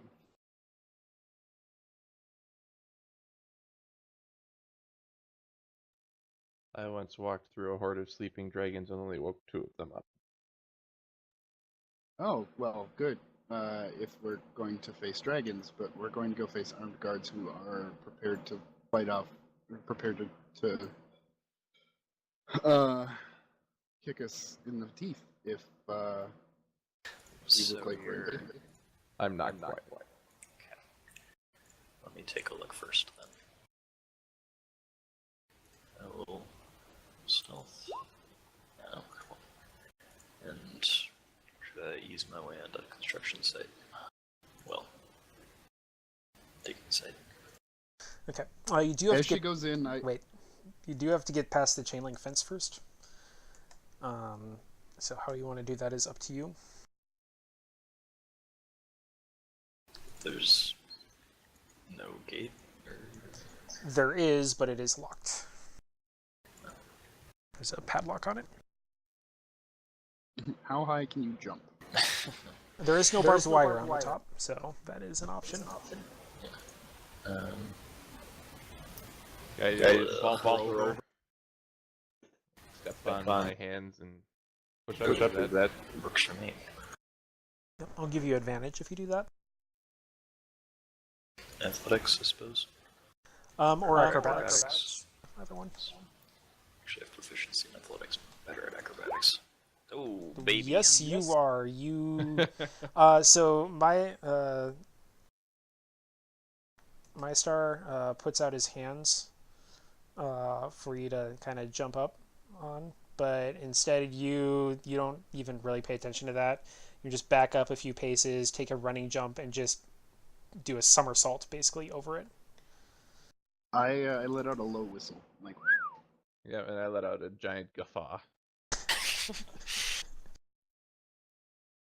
I look slightly embarrassed before I continue on. Okay. So you're heading over to the hole. Okay. Go ahead and make a perception check. I lean over to the Maya Star and I'm like, did I mention that there might be magical traps to her? Okay. You don't see anything besides a large hole that's got a kind of diagonal ramp leading down into the ground. You may want to use your phone. I'll go down the ramp. Okay.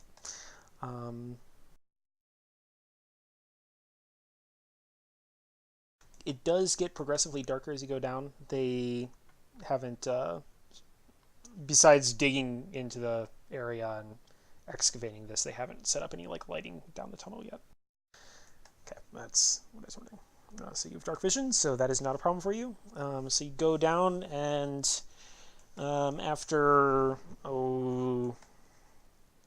about like 30 yards, you find a large set of stone doors. I still haven't seen any people. Nope, there's no one in the tunnel at all. The doors are sealed shut still.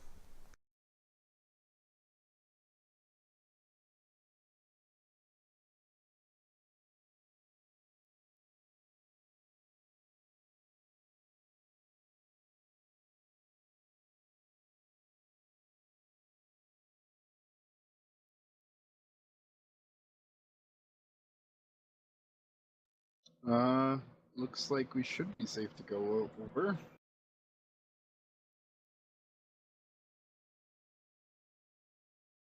I'm assuming you would have told me if my character had noticed cameras or anything like that. Yes, there are none set up there.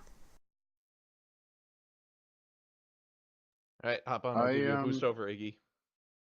Alright. I sort of... You get advantage because he's boosting you. There you go. Oh, holy shit. I like the nat 20s and 18 for you. So the way you do this, it's not particularly graceful, but you basically try to imitate what Vala did. You take a running jump, realize pretty quickly that you aren't going to clear it. So instead of running past Maya Star like Vala did, you run and do take a leap off of his raised hands and do kind of a flailing jump over the fence. Landing on my feet, presumably. So it's up to Maya Star now to make it over. I'll just climb the fence over.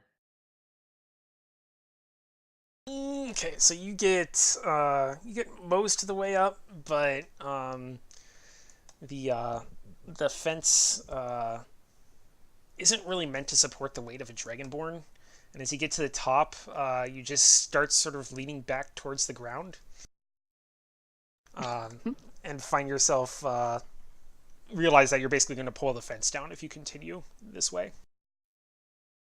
Then I...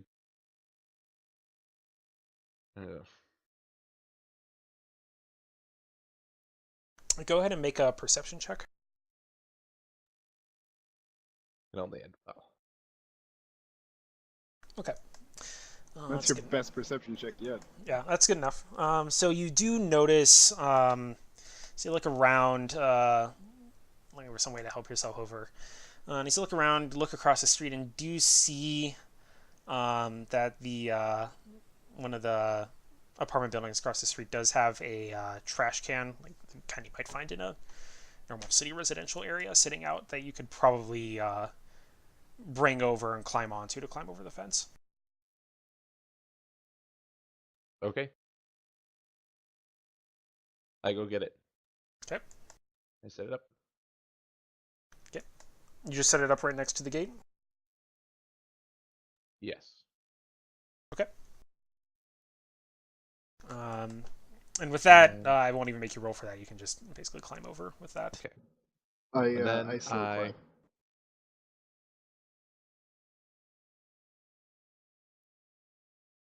I shoot him a glare, but don't say anything. Then I turn back. And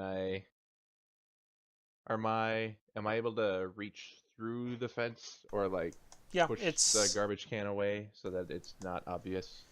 yeah. I'll have you Gravy pizza.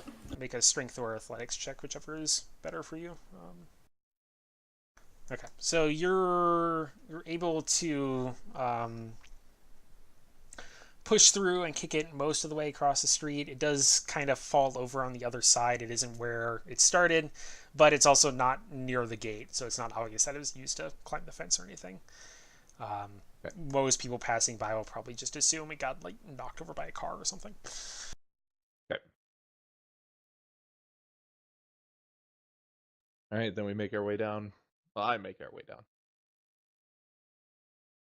I light a cigarette and follow.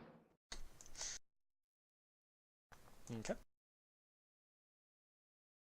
You find Vala is just standing next to these two stone doors. I'm back. Okay. Maestar and Iggy has joined you. Iggy is smoking a cigarette, and they find you just standing next to the two stone doors. There's a I lit it so that I'd have some light. Sure you did. Well, certainly looks like there's something down here. Open these who doors. Who wants to poke the door? I have not checked. Do either of you know how to look for magic traps, or we just toast if we encounter any? What is that actually? That's actually a good question. Probably be Arcana, I would assume. I am not skilled in that, but I have jack of all trades. So, can I make an Arcana check unskilled? Is it? With your jack of all trades, I'll say yes, just because you're well traveled enough that chances are you've encountered some magic before, of some sort, Okay. in various forms. So, okay. You do not detect any sign of magical traps on the doors.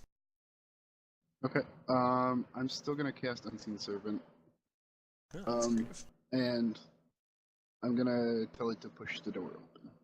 Okay. The unseen servant definitely struggles with the doors. They're very heavy, like very heavy stone. So it has a strength of 2. Yes. Quite obviously meant to be opened by at least like 2 people though, and they don't budge. But nothing happens to the unseen servant either. Okay. Pretty certain that we can push the doors open at least. I'll have him walk through afterwards, but I will pull my 45 from my vest and motion for them to open the door while I cover them. Moving things. And I'm like, I'll take the gun. I'm not very strong. You can open the door. Are you good with guns? You kind of implied you weren't. I pull out my own pocket pistol and I'm like, I have this. Oh dear. Alright.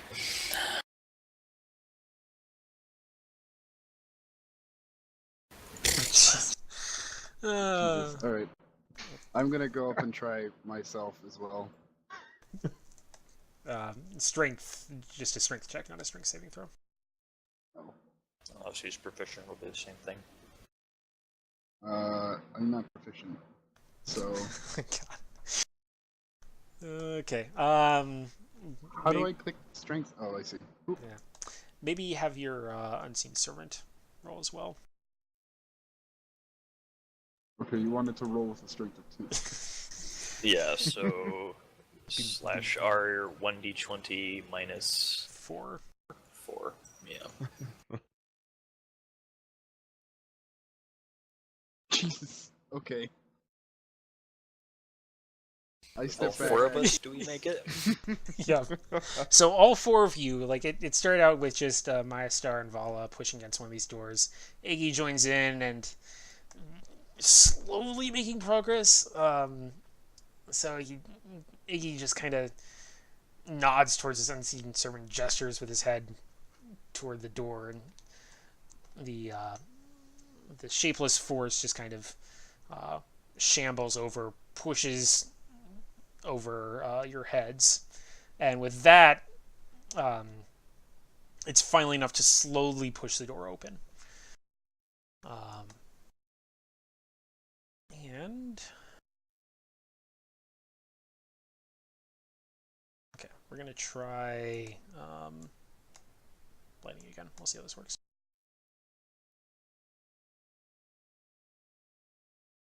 Okay.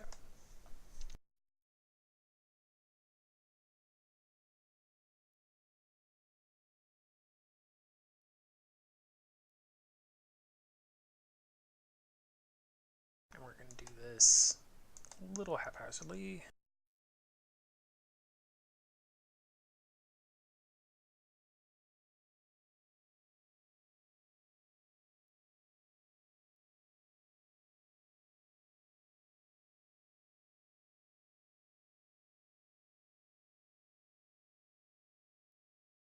Okay. Does that room show up for you? If by room you mean that 2x7 strip of squares, yes. Yes. Okay. Good. Go ahead and drag your characters in there, in whatever order you want to be in. So that is, as it looks, basically 2 people wide.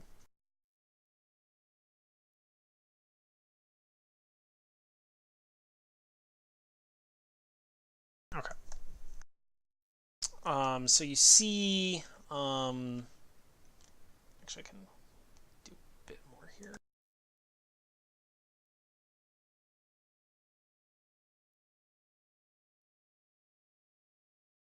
Okay. So this is the hallway you enter into to start with. You can see on either side of you, there are basically 4 doors on either side. And then a set of larger doors at the end of the hallway. It's also solid stone doors you can't peek through or anything. Yep. The ones on the side are probably wooden. You might be able to peek under those. I'm gonna do another Arcana check. See if I notice anything. You do not. 1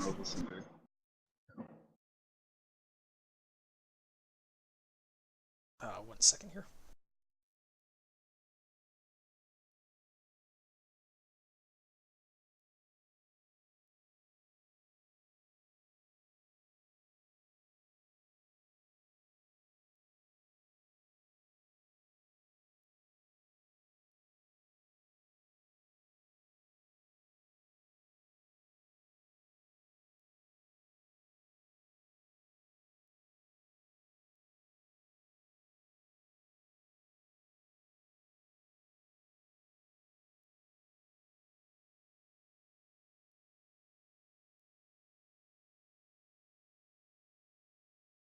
I'm gonna grab water. I'll be right back.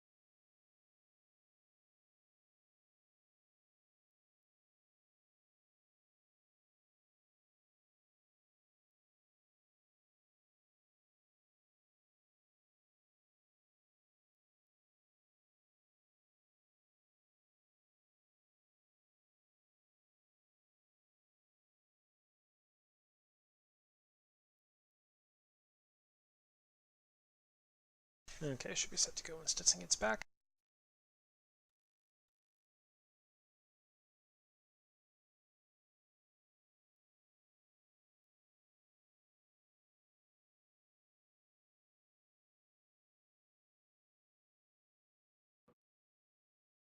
Okay. Yeah, so what do you do?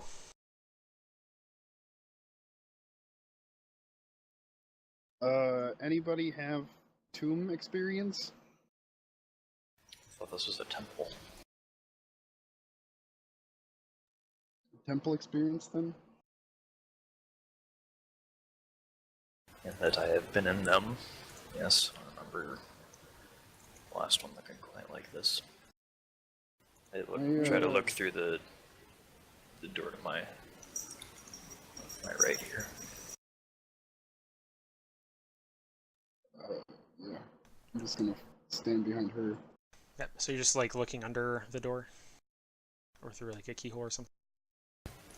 However I can, yeah. These, you probably get the best view looking under the gap between the door and the floor. Go ahead and roll perception.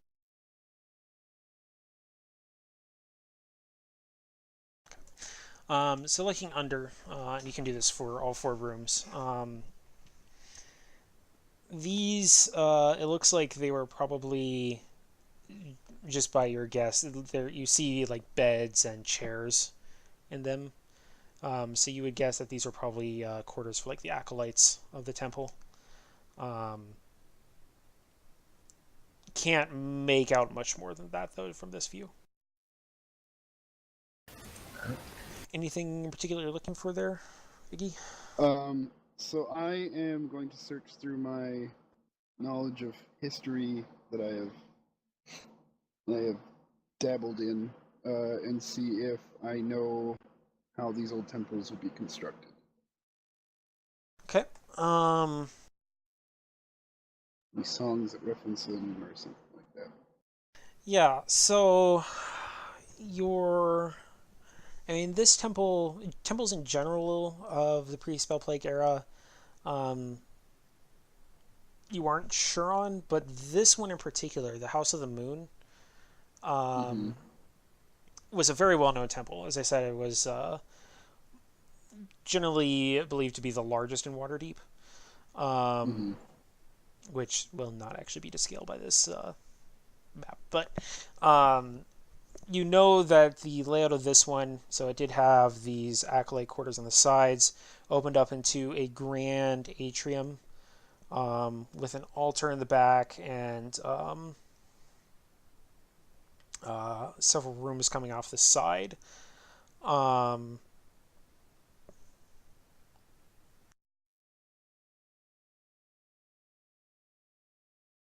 Right. You also So know. these are going to be. Sorry, go ahead. Yeah, with the 21, you also know that the Temple of the Moon was rumored in some of the older songs to have some secret vaults where sacred artifacts were stored. Okay. Cool.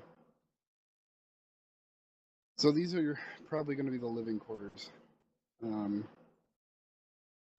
But they're probably worth pillaging anyway. See what we might find. Pillaging, huh? Alright. Try opening the door here. It is locked. I suppose lockpicking is in your repertoire. Maybe.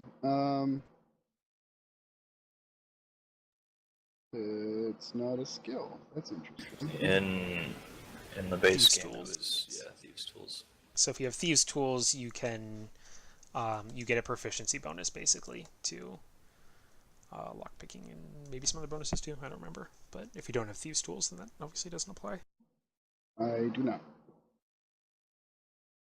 I have a pocket knife. I can try to stick that in the keyhole. If you have no idea what you're doing, maybe we should just move the next set of doors. Okay.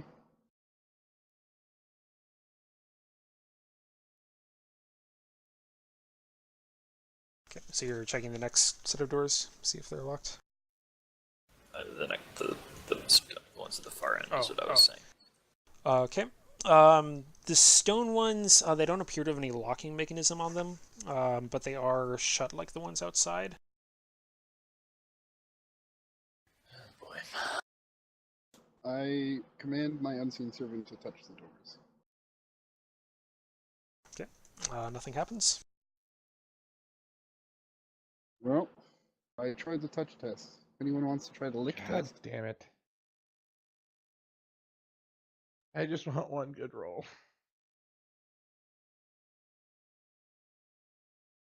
Okay. These are not quite as big as the outer doors, thankfully, so that is enough to open one of them. I look through. Hold that thought. Of course.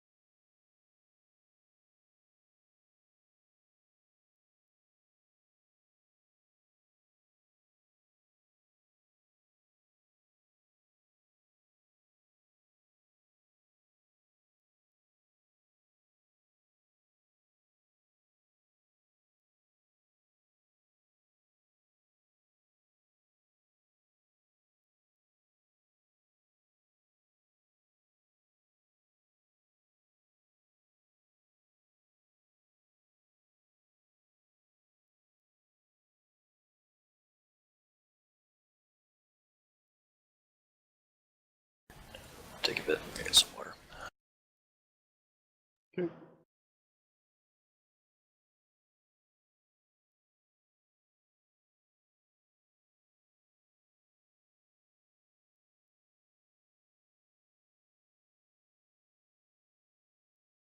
Okay. Well, you two go ahead and make perception checks. Tim is grabbing water. That's why I said you two. Oh.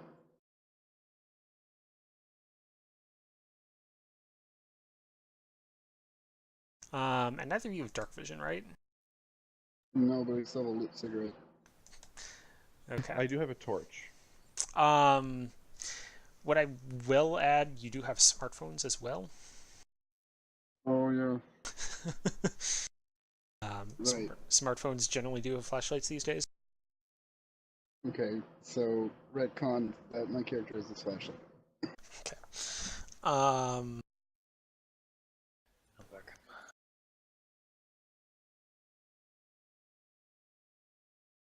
Hi back. Roll perception check.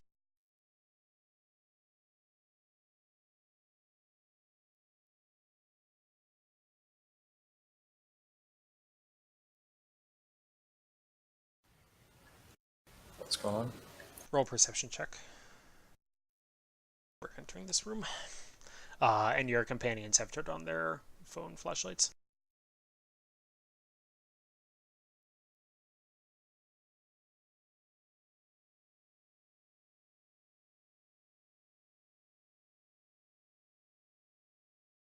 Okay. So now you can see this room. So this is pretty clearly the main Atrium. place. Yeah. So in this room, ignore the. Just imagine that this doesn't have the sun. It's just actually the circle. It looks like a moon instead of a sun because it's the house of the moon. So you see that. You see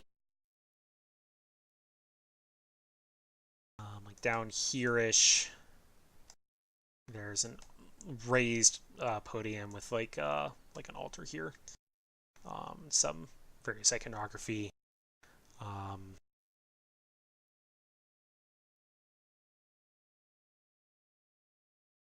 There's benches kind of in, oops, it's pillars that I wanted, in this formation going for multiple rows. And you also see like scattered throughout a number of statues that are placed kind of oddly. So I mean, you have statues here and here, but you also have like a statue here and a statue here, another one here, and there's just a bunch of them placed throughout the atrium. And then you also notice that there are more doors here, here, here, and here. So that is what you see when you come in. I saw the first and last door. Where are the second and third doors? Those must be off. So like there and there. Okay. At the bottom.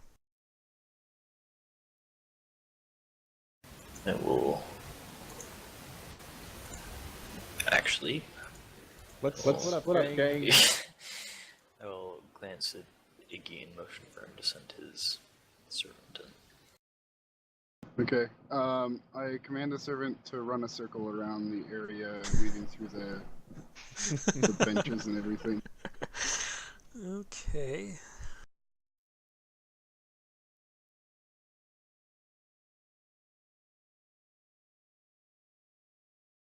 Yeah, this is going to be a. Yeah. Okay. So.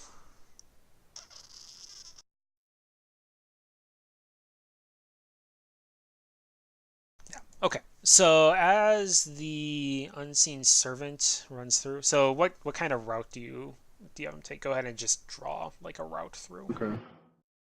With preferably a So- different color. I'm gonna have him go around like this, up onto the altar, back through, and then through this, like this, and then like this, and then back here.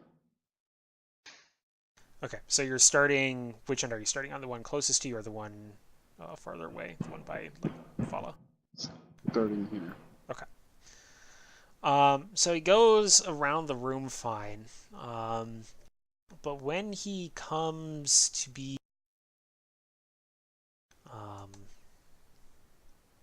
about here by this statue. Which? Oh. Okay. Actually, I should make these clear. I'm not going to be using official tokens for this because I don't have those yet.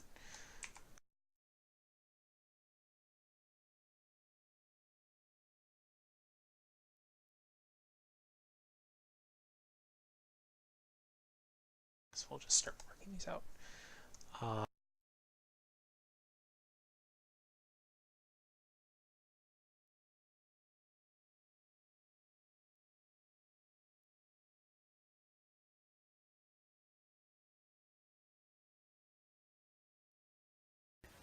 The routes to Drew got moved a little bit, if that matters at all.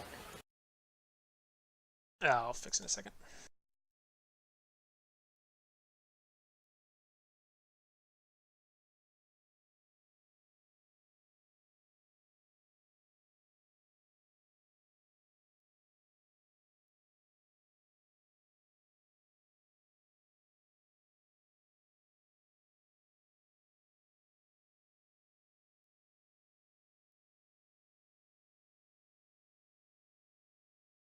Okay, so when he hits that red square there, basically, Yep.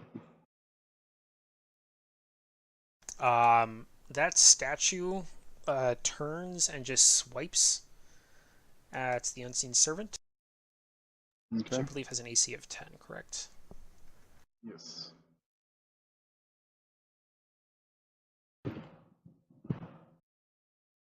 Mm,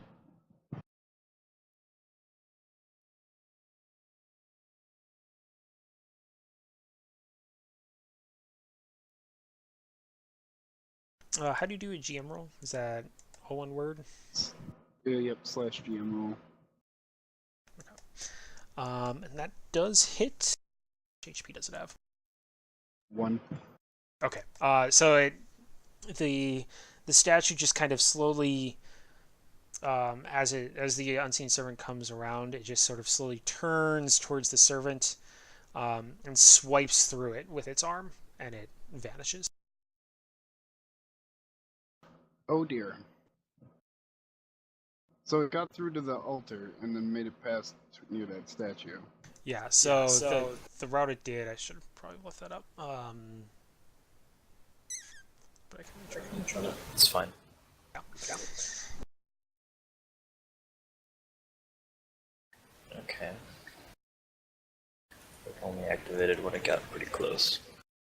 You do see, though, that now that the statue is awakened, it is kind of shambling around the room, kind of moving in this direction. What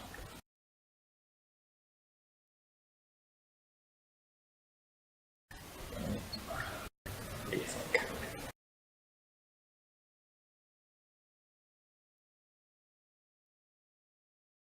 I want to make my way up to the altar and see what's there.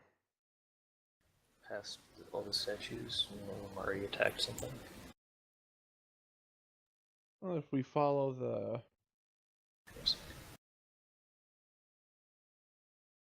We stay out of sight of those.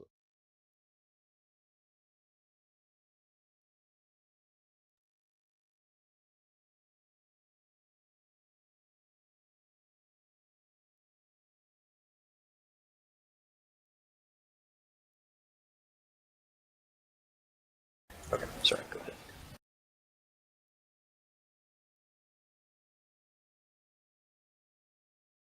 If we stay out of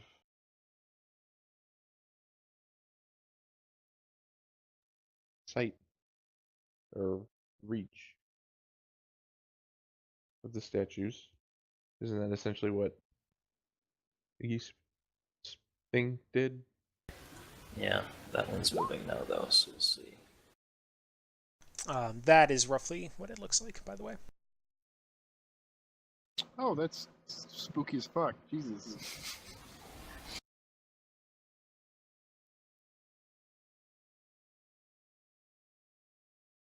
Okay. So what are you guys doing? Sorry. So Do we have enough leeway for at least one of us to make our way around the outside of the room to the altar? If you follow the path that the unseen servant did, you have no reason to believe otherwise.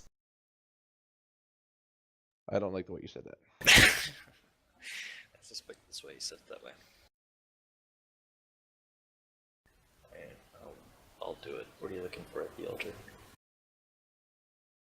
I don't know. Maybe an off switch? Anything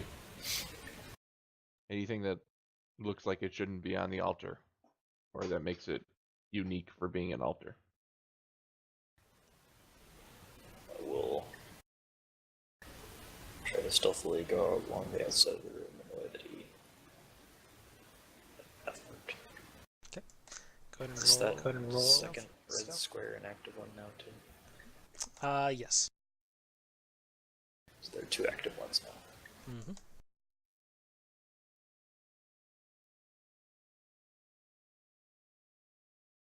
Second thought, maybe we should just shoot them before they're all active.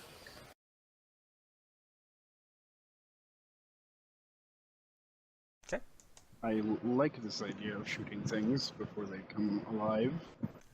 They do not seem to have noticed you at all yet. They haven't noticed Maya Star either, even as he steps through the door.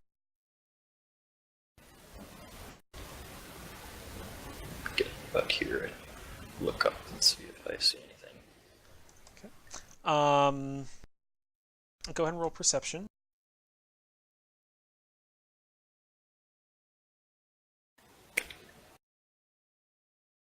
Totally unrelated, but Message received.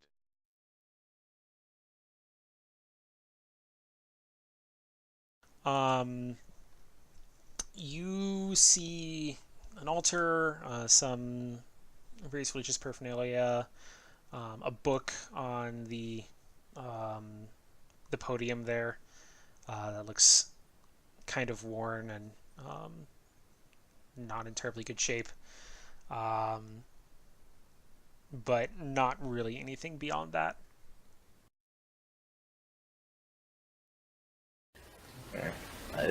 look back out towards my star and kind of like shrug.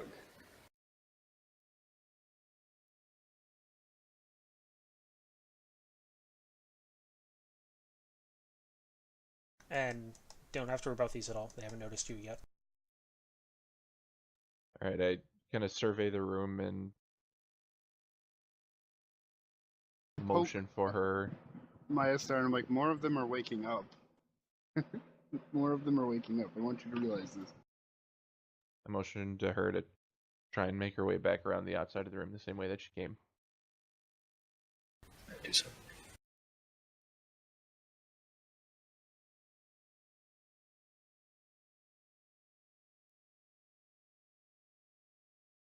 Okay.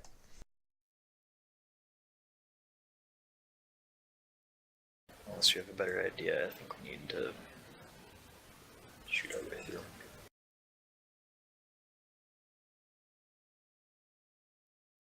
Well, I suppose it's All right.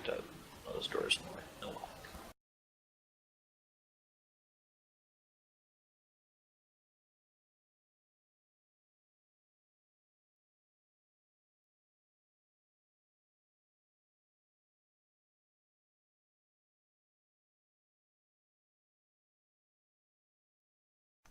Okay, so what are you guys doing? It's a really good question. All right. Stay close to me. We're going to start with the statue that hasn't woken up yet.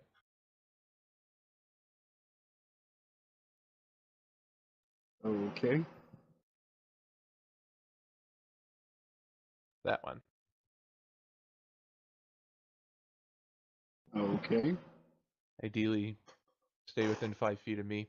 Iggy, if you need any help, you stay behind me. Yep. Vala, you can take care of yourself. We'll find out. All right. Again, he said stay close. Let's go in. Okay. 1 second here. I just need to quickly look up some stuff about these guys. uh,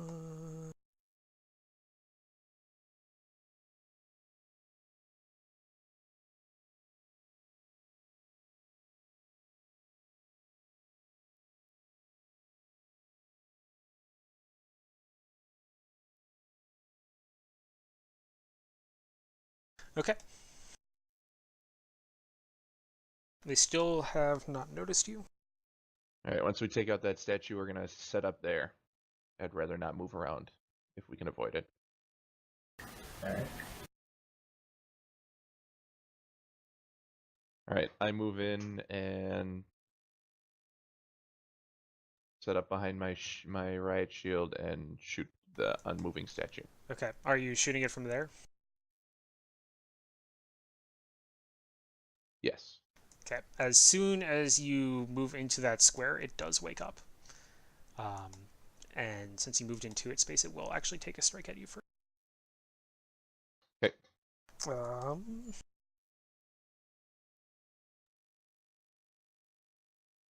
Just so, like, attacks of opportunity don't exist in 5e unless you leave a square. Unless it's in the creature's rulebook, so. Never mind. Let me. No, you're right, actually. So yeah, no, you do get first strike on it. Okay. I ready my shelf to shoot as soon as he does. Yeah, go ahead and roll initiative too. Check rep. Oh yeah, thanks. Make sure you have your character selected. There we go. Okay. Yeah. You will still get first shot, Maya Star, since you're initiating this. But so Josh, I had originally, like, when I created this as just straight D&D before the homebrew stuff, I just did a lance and I took all of the stats from that. Okay. Do those stats still apply to the shotgun that I took? Let me take your character sheet quickly. So you're, yeah, it would still be, I believe I still have shotgun as strength in the rules. The damage would be 2d8. If you're within 20 feet, you fire with advantage. So you will get advantage on this shot. So here, I'll just go ahead and, yeah.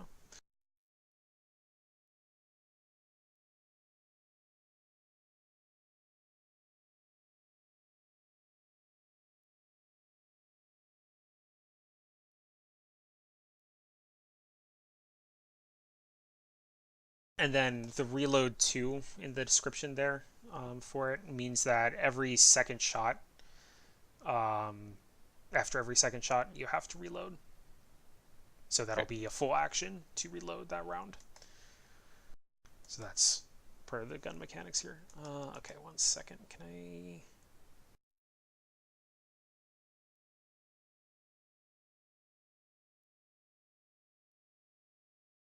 But it's an action, not a full action, so you can still move. Yeah, sorry. Yeah.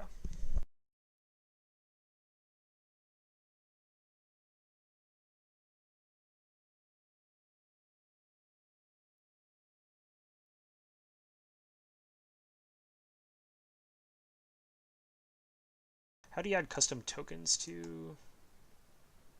How do you add extra turns to this, Stetson?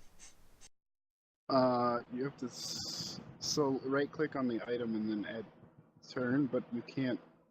I don't think you can do that with the drum. You might be able to. Nope, no, you're right. Let's see, what do I have for... Okay, so you're going to be shooting at...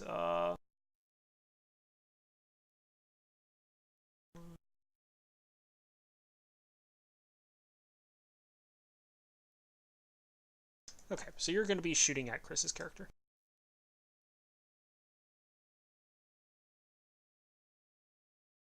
Oh, Jesus Christ.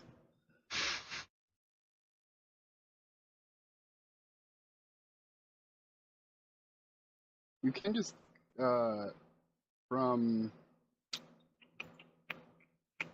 the characters tab, there should be a whole bunch of drop downs.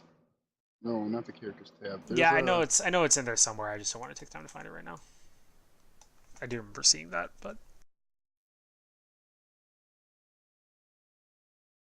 Oh, Chris is not prepared.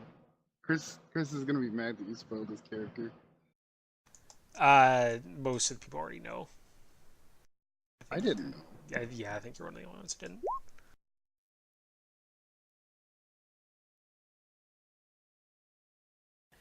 You have to have them selected from the turn tracker.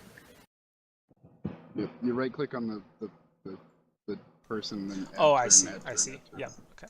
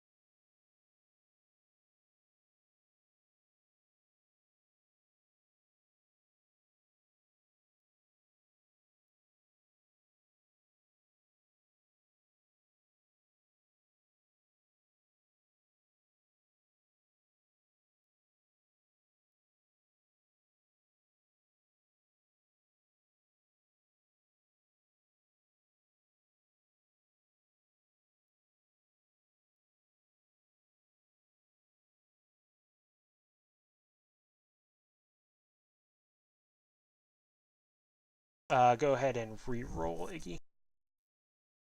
Oh god.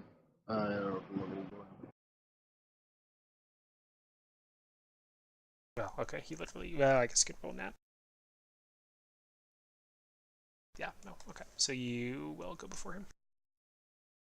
Okay.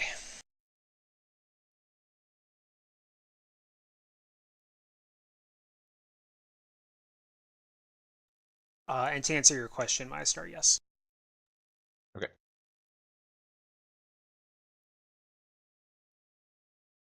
All right. I Like I said, I set up behind my shield and shoot statue right in front of me. Okay, go ahead. And you're rolling at Oh, I advantage. forgot. So you can roll Yep. twice. I suspect a 20 is going to do it anyway. Yeah, 20 will do it, as with the 19. Go ahead and roll damage.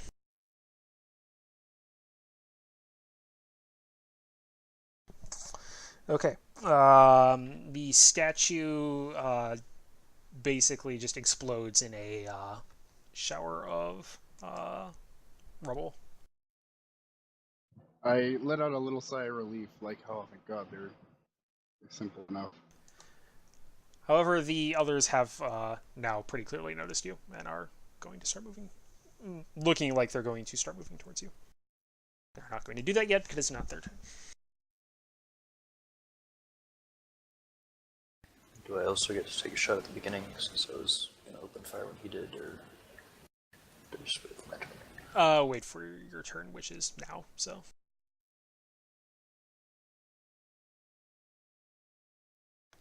Okay, that'll Shoot the first, the one closest to me. Okay. Down. Okay, that hits. Damage. So you blast a hole straight through its head, and take like the impact is enough to take a huge part of its face off, but it is still standing.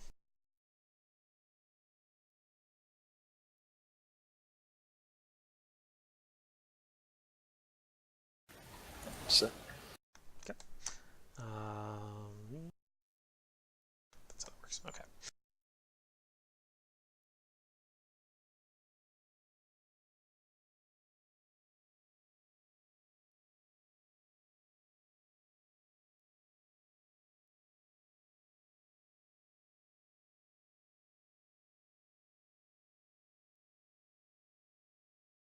That one is going to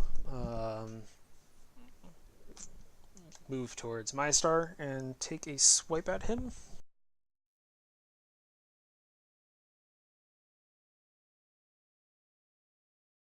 What's your AC? Okay. 17. 17.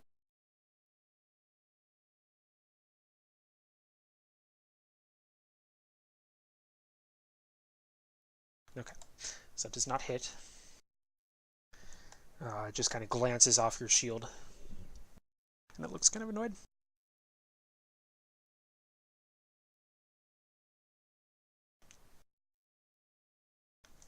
Okay, Iggy. I am going to take a pot shot at that fellow. How do I roll the attack first? I just click on that item, right? Yeah. Yep. Um.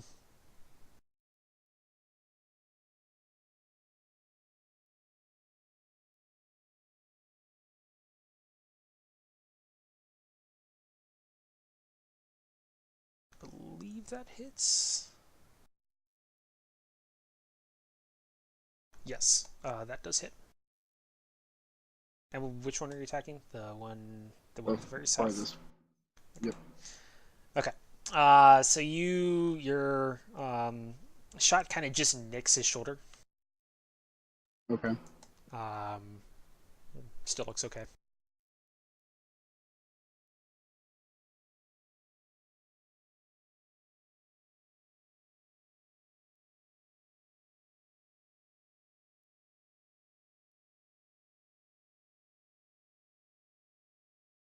Let's go move up here and take a swipe at Vala.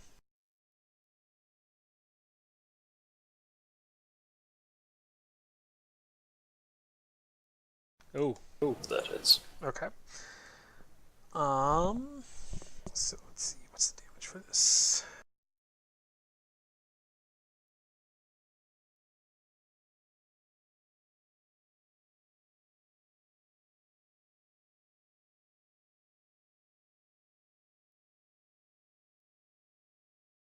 Okay. Take 10 points of damage and make a Constitution saving throw.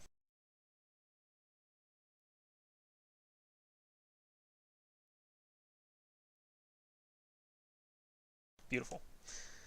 Okay. So it kind of scratches you along your side, presumably as you're like jumping back to try and avoid it. And you feel like it feels really weird as it claws you. Can't really describe it, but no ill effects seem to occur because of it.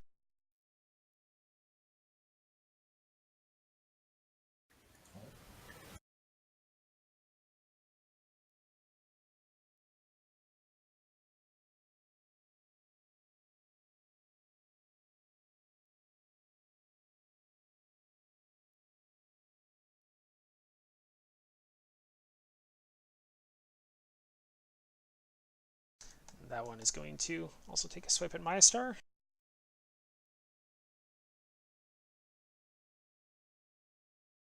Does that hit? Yeah. Okay, take 7 points of damage and also make a con save. Okay. So same sort of thing. This one, presumably while you were distracted by the first one that hit, your shield wasn't quite up to protect from this one. It reaches around and scratches at your arm. But you don't really feel any ill effects as a result. Okay.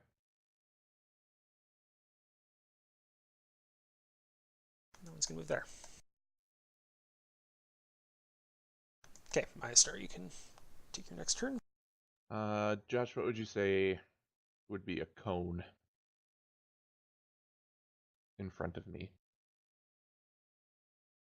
How big is the cone? 15 feet. That's pretty huge. How would you define that in this context? Um, Might be a good way to do it, actually.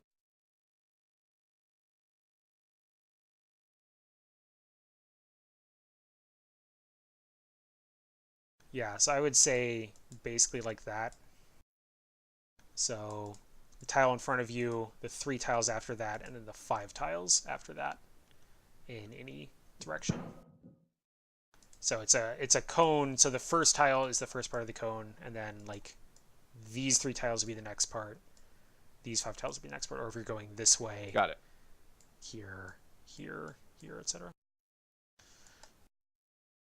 So you could either hit these 2 or these 2. If I move here, then no, I don't want to do that. Actually puts you in a worse place, I think.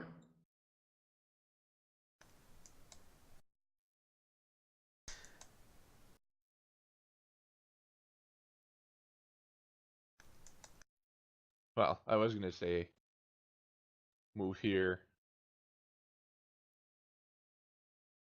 breathe that way, but that would put. It wouldn't hit Vala, but you'd only be able to hit these 2. You wouldn't hit this one anymore. You just hit these 2 here. Sure. Because remember, your cone is going like this basically. Well, I would. I think I'm actually gonna do that. I'm gonna move and then breathe that way. One thing to note, that will provoke an attack of opportunity if you move. Yeah. From both of the guys standing next to you, actually. So both these guys will attack you. You can still do that if you want. I'm just warning you there. Well, it's a 5-foot step still within this one's range, but that other one definitely is. You're leaving his area. Oh, right. It's only if they leave the attack range, right? Yeah. So it would just be the one Yes. below you.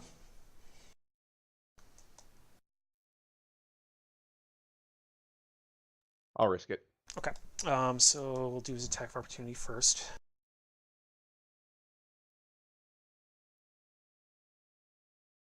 Okay, and I'm assuming that misses. Yeah. Yeah, so you're fine. Okay. So yeah, I will. Okay, so it's not even a roll, is it? It's just they have to make a save. Yep. They may have to make the DC save because it's your effect. The Dex check 12.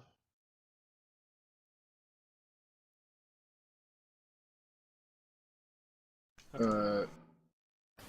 Is that your Constitution modifier and your proficiency bonus? Yes. There's 2 of them, so I'll roll for the one by Tim first.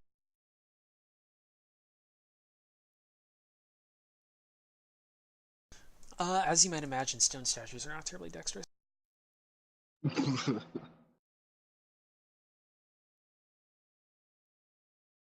Okay, so he fails. But he succeeds. So the one by Tim...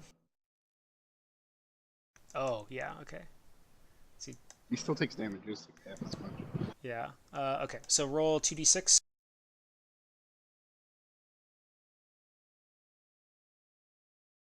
Okay, so the one by Tim will take 6 points of damage. And the one below will take 3 points. And give me 1 second here because I've not actually been writing this down, which is bad.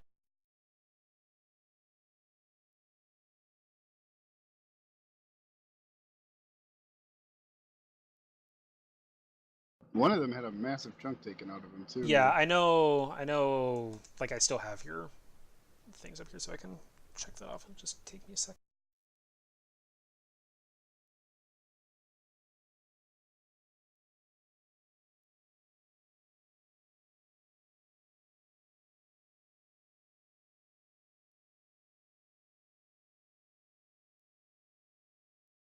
And then I encourage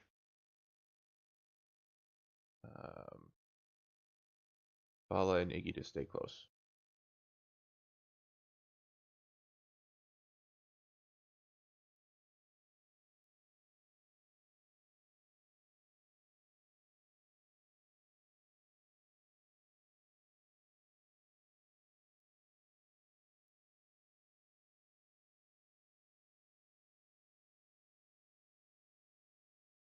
Okay, actually their damage is down now, so we can keep going.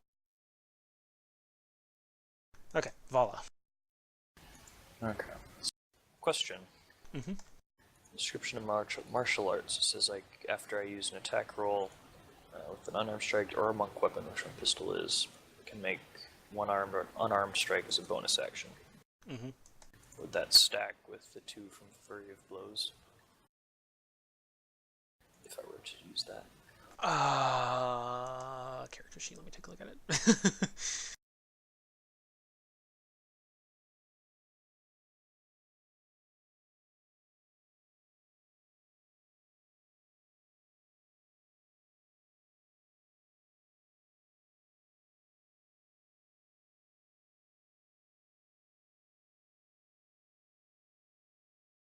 What's Flurry of Blows again?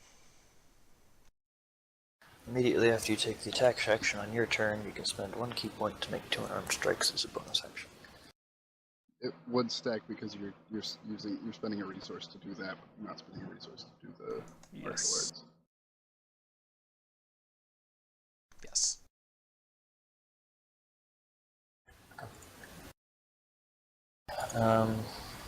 But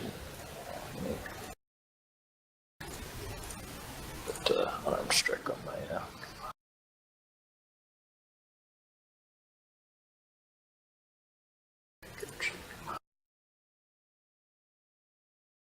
Okay, so wait, one more second here. So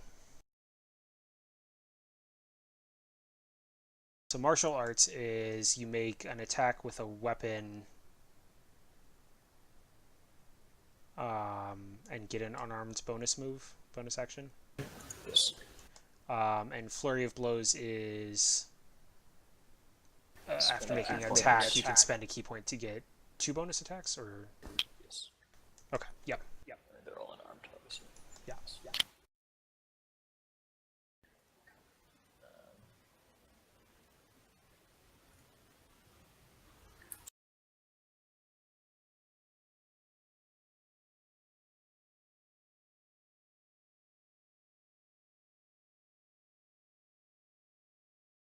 No, monks are meant to be powerful DPS, so.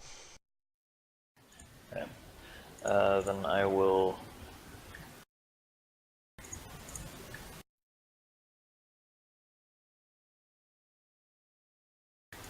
step here, shoot the one above me with my pistol.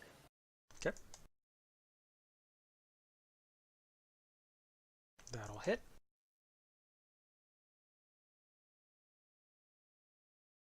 Still up. 1 second. So that's 12. Yes, that shot does take a huge chunk out of his torso, though. Use my first bonus strike on the same one. That does not hit. Use my second bonus strike on the same one. God damn. And my third bonus strike.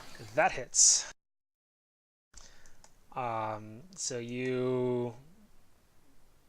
I'm going to say take a sweeping kick through the section of torso that you already blown a chunk out of, and just basically slice him in half widthwise. The top section of it topples to the ground and just shatters into a bunch of fragments.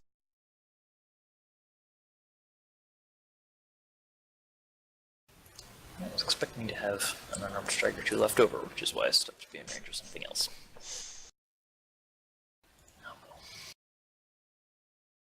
Okay, so this guy, the guy whose skull you took a chunk out of, is going to attack you.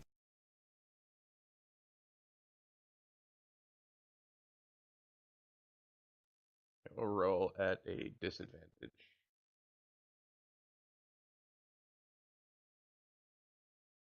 He's not aware of it, won't attack anyway. Okay, so I'm not even going to bother rolling the second one because I'm sure that doesn't pass your AC. Unless your AC is less than 8. I don't know. Okay, yeah, so he misses. Okay, Iggy. The one that just attacked is looking pretty unhappy, right? He's in a good He probably would be if he still had a face, but he does not. Okay. So you can just. I'm going to shoot it. I'm going to shoot it. Okay. Oh no! With your pocket knife. Okay, that No. does hit. As with the one you shot previously, so go ahead and roll damage actually. He only has 1 hit point left, so it doesn't really matter. But as with the one you shot previously, it just like glances off his shoulder. But you see as a chunk chinks off, fractures from the damage to his face start to spread down and meet with fractures from his shoulder, and it just shatters into a pile of rubble. Okay.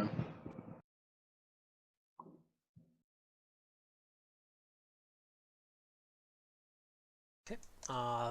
This guy is also going to take a swipe at Vala. Is that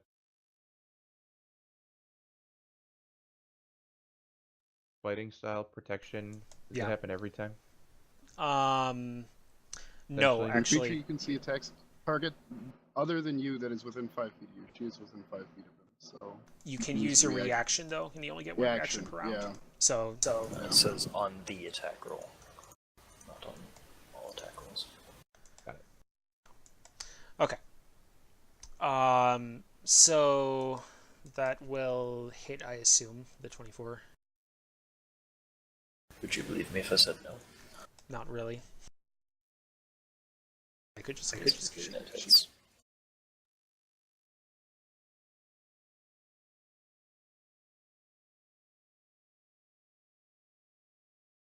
Okay, and roll a con save.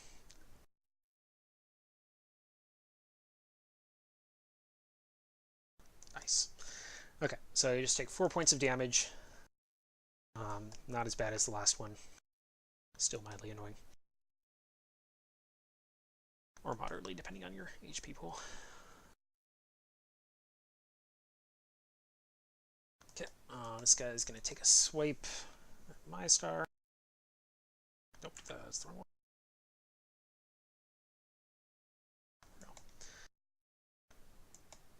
Okay, that hits. Yep. Okay, and roll con save. Jeez. Nice. Okay, so yeah, take 8 points of damage.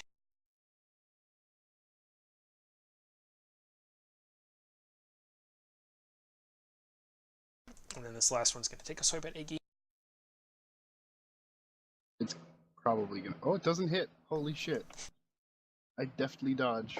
That's probably good given your constitution. Yes. Back to my star. I'm going to attack the one that's right in front of me. Okay. Woof. Yeah, you don't need to roll again, that hits. Okay. Roll again to make sure you don't crit. Yeah, go ahead, I guess. Yeah, Okay. well, I'll take the damage from the first one, though. So that's 10 damage to this dude. And then, so is the one that I just attacked the only one that's taken any kind of damage now? Of the 3 that are standing? Yeah. I thought he hit the one on the right with his breath weapon. The one on the left. And yeah, actually all 3 have taken damage because the one on the left, Iggy shot earlier. Okay, well, as a bonus action, I'm going to help Iggy out. He will get advantage on his next ability check. Or attack roll. Attack roll. Nice. Specifically on the one that's right in front of him. Yeah, you It don't. It doesn't say that you need to specify Mm-hmm. one you can see, just that the attack he makes has to be on one that you can see. Within In order 30 for him- feet. Right. Okay. In order for him to get the bonus. Yeah, so that would affect everyone here. Okay. And your shotgun does do pretty noticeable damage. Your statue now looks kind of like Swiss cheese.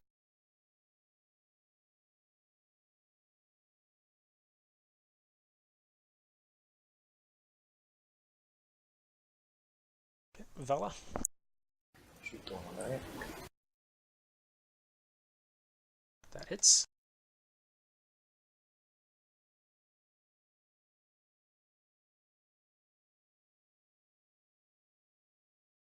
It's still up. Yep, he loses an arm. That does not hit. I'll stop there. Okay. Iggy. I shoot the one that's attacking me, I guess. Probably a good idea.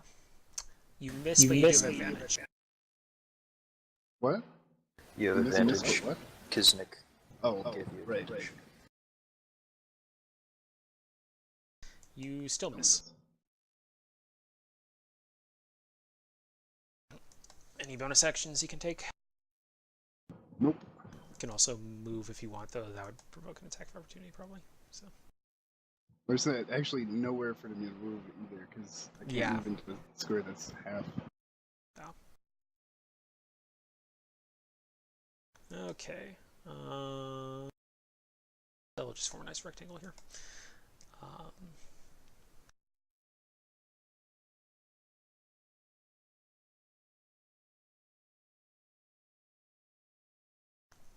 Does that hit? You. Who's... Yeah, is that attack? Yes.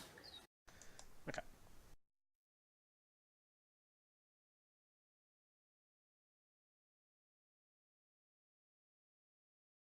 Okay. Take 7 damage and roll a con save. Man, you guys are rocking these con saves. Oh shit, this is another round, so I get another reaction, right? Yeah. Or is that once? Okay. It's once per round, so Okay. you could use it presumably when Iggy gets attacked shortly. Yep.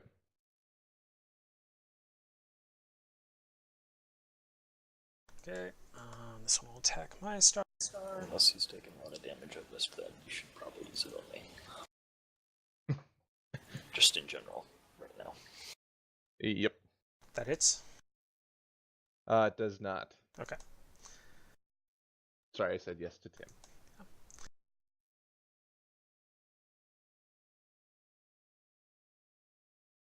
That does not hit. Okay. Well, no need to impose disadvantage then. These guys are really falling for my winning smile, apparently. Which is very good for you. Charisma tank.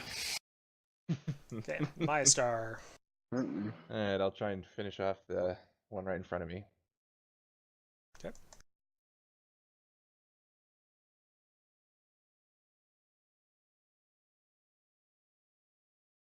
That does not hit. Okay. Well, as a bonus action, then I'm going to get a little feedback.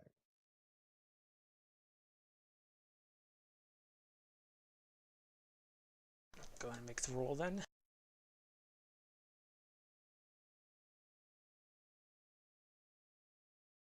It's pretty sizable. That helps a lot. Okay, Vela. Shoot the one in front of me. I'm strike the one in front of me. There you go. Okay. So you shoot, and it just kind of reaches its hand up and brushes your arm to the side, so you miss it. And kind of looking at it in frustration, you just kick out, and your foot goes straight through its body, and it just kind of crumbles to the ground around your leg.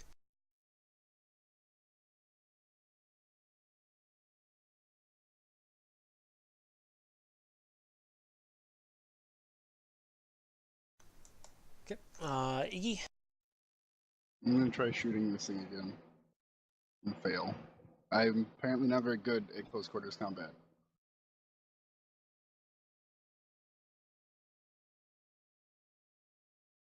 I think, That is my turn. yeah, I think technically there is disadvantage for using ranged weapons in melee. There is disadvantage if you don't have something that negates it. Yeah. I should have Yeah. been. The two that I've missed though have been like the first shot anyway, so Yeah, like it I wouldn't can't matter. hit Yeah. them regardless. Okay. One of our last two stone boys is going to take a shot at my star again. For old time's sake. Oh, that hits. Yes, that does hit. Whoa. And it does hurt. I'm really glad I healed when I did. Okay. And roll your con save too. Oh, You're not a disadvantage. You're fine. Yep. Okay.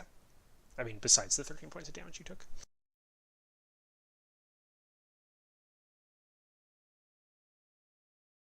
Alright, then I'll help Stetson out. That is probably a good idea.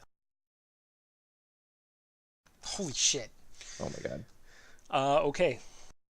Roll again. That was the again. Wait. Oh. Wait, what? Because yeah, the one above God, fighting okay. style was the first roll. So that did 10 damage and I have to make a constitution save. Yes.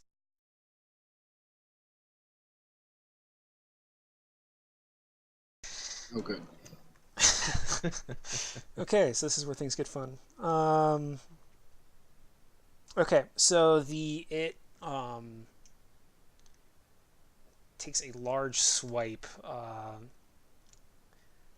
out of your shoulder, we'll say, and you notice that the claws dug in really deep, as you are probably painfully aware of. And as you look at your shoulder, with the claw marks, they start turning gray. Oh god. And if you tap it with like a finger, it makes like a tick noise, and it feels kind of like you're hitting stone. Yeah. Grayscale. Likely because you are. Okay, Maestar. Alright, I'm gonna try to finish this one off.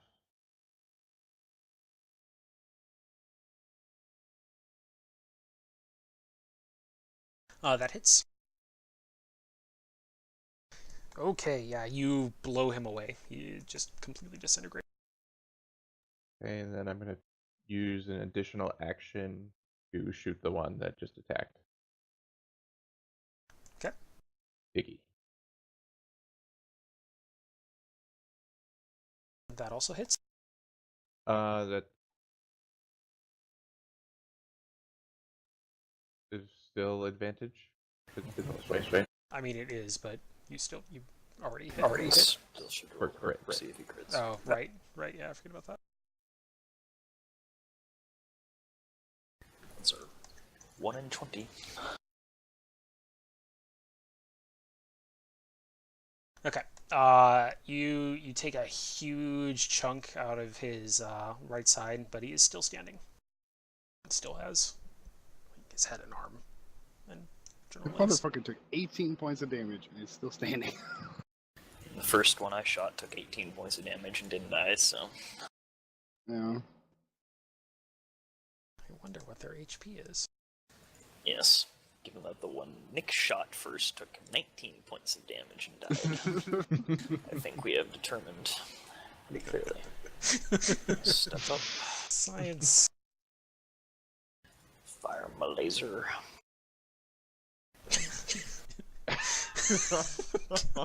Fuck. Okay.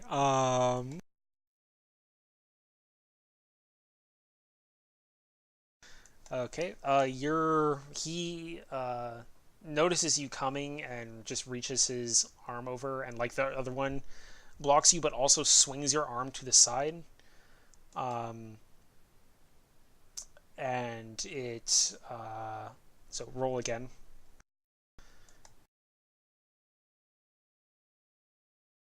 Okay. Luckily, Maestar is still positioned with his shield towards this guy, so the angle you go at, the bullet bounces off Maestar's shield and whizzes straight in front of Iggy's face. Strike. Yep, that does not hit. Okay, Iggy. I'm gonna pull out my pocket knife and try to stab it, I guess. And fail. And go ahead and make another con save for me.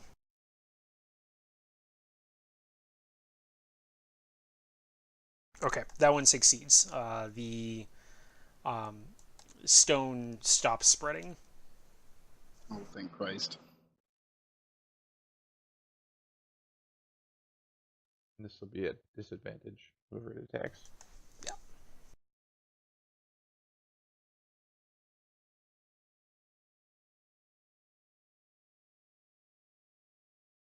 What's your AC? Me. No, Iggy. That does hit. Mine's 16. Okay.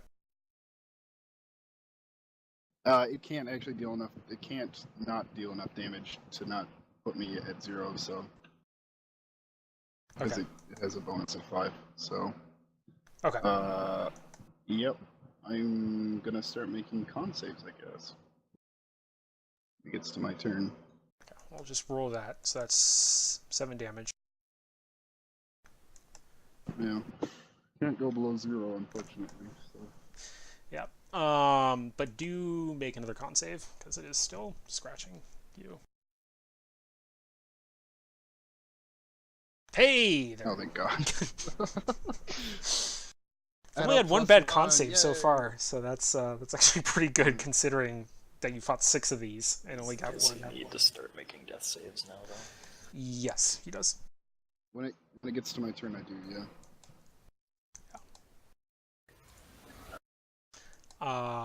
Right, so it'll be Maestar's turn here. That misses, but you have advantage.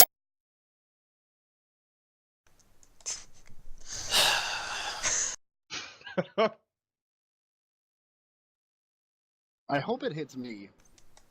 No, I have advantage. So my crit fail doesn't count, does it?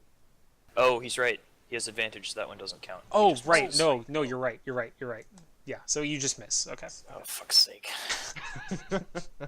Getting hit by a shotgun would not have been great.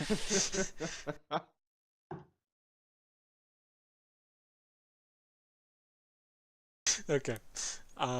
Any bonus actions you want to take? I don't think I have any more. Is your breath just a once per day thing? Yes, pretty much everything Darn. except protection is Okay. Until rest. Okay, Vala. It's up to you. Okay. That So hits. hits. That hits. Yeah, that pretty thoroughly ends him. Okay. I need to go to the bathroom. Maybe. Alright, I gotta start making death saves now. Yeah. Don't actually know how this works. Yeah, I don't know how out of combat works either. You might. Maestar might be able to stabilize. Or give you advantage.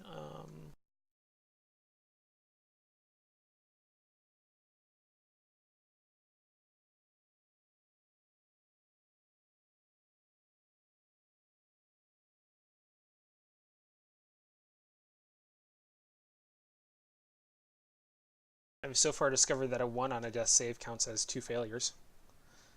Yep.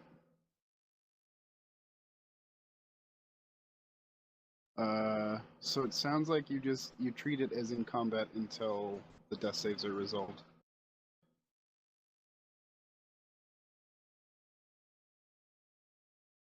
I have to beat a 15? I'm gonna die.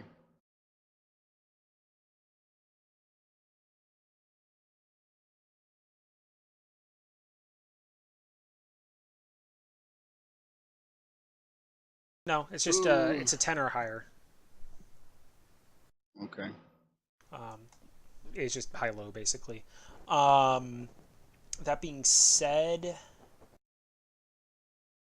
Maestar or Vala can also try to stabilize you using a Wisdom medicine check, DC 10 as well. Okay. Hey. I'm not gonna make any rolls until. So I'm not gonna make any rolls until Vala gets back because I don't know if anyone has wisdom enough to do it. It's them. Is there any Unless harm you're in me trying it? Only if you critically fail. I'll wait until.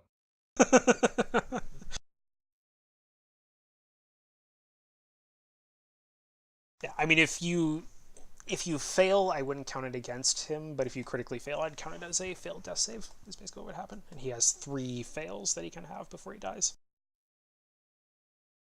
Basically, the way it works is he needs to get 3 successes before he gets 3 failures. And if you, I just roll a d20, right? yeah, it's a d20, no there's mods. no modifiers. Interesting. Yeah, and if your Vala stabilizes him, that's it. He doesn't need to make any more saves either way. So a successful stabilization roll is completely successful, whereas a successful death save, he would still have to make 2 more. Okay. Do you still have the turn order? Because I don't know if he gets Vala, a we chance need before you. I start rolling. Okay. No, yeah, it would be your turn, Stetson. Actually, no, it'd be First death Maestar's save. turn. Maestar's turn would be next. Okay. What's So going on? death saves. Iggy's dying. Okay. So Basically, the 2 of us, if we make a successful medicine check, which is 10 or higher, yeah, you need to beat a 10 DC. Yeah, with the medicine check. then Iggy will be fine. I mean, he won't be dead. Fine is probably a good stretch. He'll be stable. Yeah. So what's your wisdom? Decent. Well, I'm going to try it. Okay. Please don't critically fail. Here goes nothing. Okay, that's not a critical fail. Yep, that doesn't do any harm. That does. It does one failure. It is now his turn.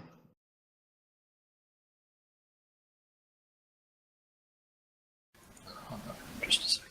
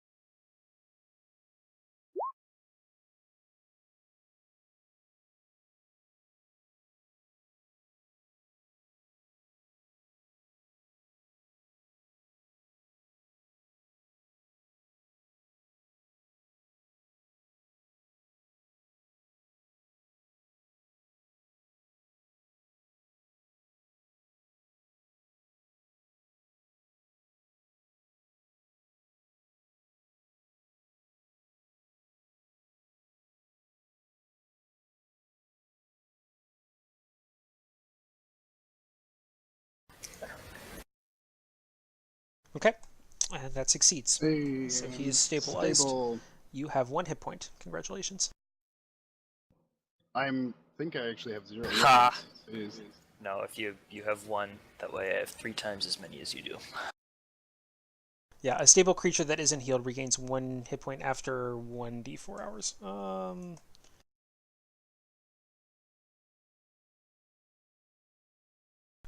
Hey, Forrest. What's that? Are you up for some D&D? I suppose. Catch the tail end of this session.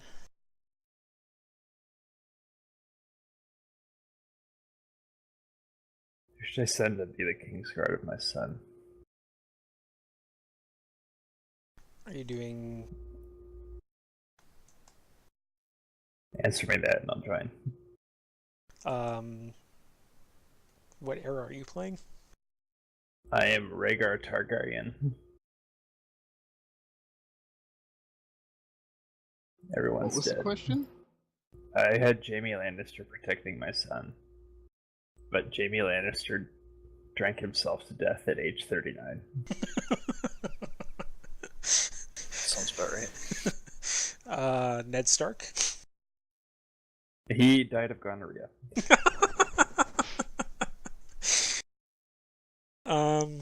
Lady Sansa now rules the north. Goodness.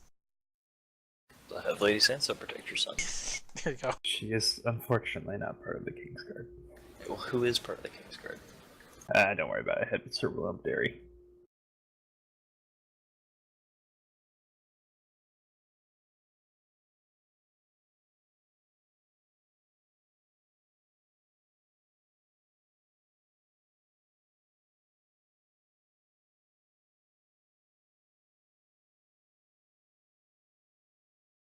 I married Cersei.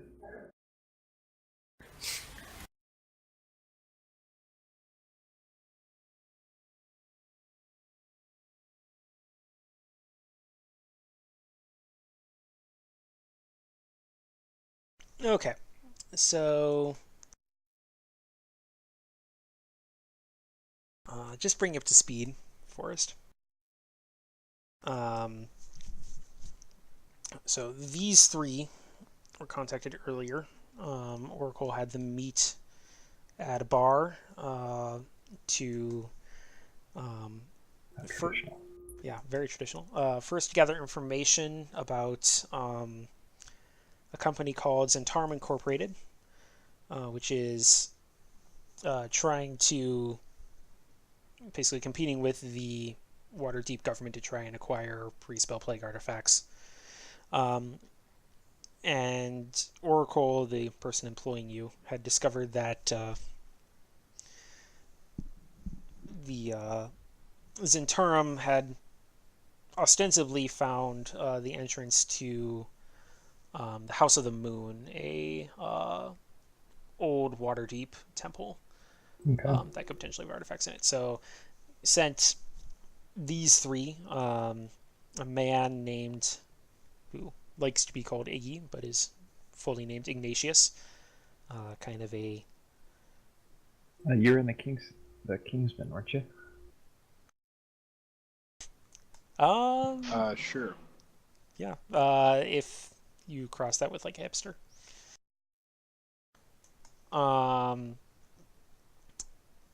Maestar Zernar, a dragonborn soldier guy, and Valana. How do you pronounce your last name, Tim? Illerith. Illerith? Illerith. Valana Illerith, a monk of some modest skill. Actually, some pretty exceptional skill. As demonstrated in the last fighting. So they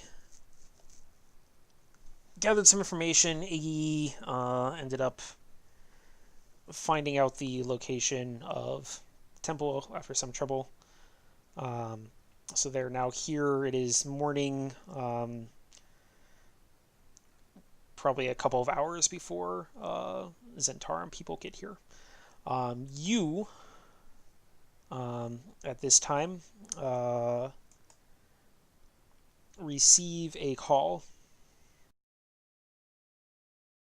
Hello. On the other end is a robotic voice. It says, hello, I am Oracle. This is following up on what we had previously discussed. Turns out your services will be needed a bit sooner than anticipated. I unfortunately underestimated the links your peers would have to go through on their first assignment. If you could make your way to this location and provide your assistance to the other members of your team, it would be appreciated. And you get a notification with a map to presumably the location of the House of the Moon. All right. Thank you, Oracle. I will head there immediately. Okay. So fast forward like half an hour or so. You arrive. If you want to drag your character in there, yeah. And you find Dragonborn and a Wood Elf kind of huddled over the now stabilized but unconscious body of a rather dapper-looking gentleman with some bloodied clothes. Wood Elf is also very bloodied. That is also true. They're probably all pretty bloody. Everyone honestly. Raise my gun. Yes, I turn around and raise my shield. Oh, right. I weakly raise my gun from the floor. Conscious. Yeah, you don't regain your hit point for another 1d4 hours. Oh, Jesus. What did he say would be about an hour? About half an hour. But that was from when the Oracle texted him. Presumably that happened about half an hour ago. Yeah, my intent was basically that. So that was actually taking place in half an hour before your little combat happened. So. Little combat. Yeah. So little combat. So this we person all almost died. He calls it little combat. Hey, I don't know how these things are balanced yet because your guns are, guns. Carry on. Carry on. So this figure, kind of elfin-looking, enters basically just after you've stabilized Iggy. And as you're pointing guns at her, you, all three of you, including Iggy, who's still unconscious, receive text messages. It's up to you if you want to actually check those. I'm gonna wait. Well, yeah. I'm not going to lower my gun just yet, no. Okay. Well, let me know how this plays out. Hi. Are you the adventurers that Oracle told me of?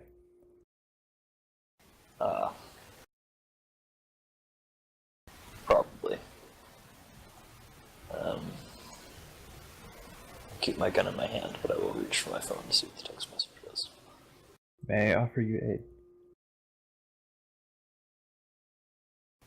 Aid What would kind be of aid? appreciated. What does the text message say?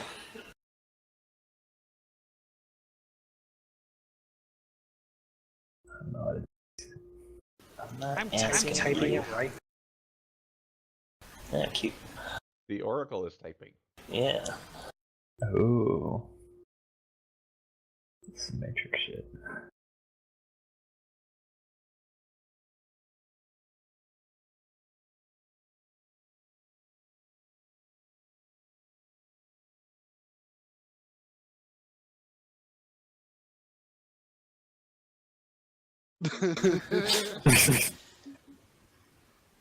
So Okay, Master, I think this is...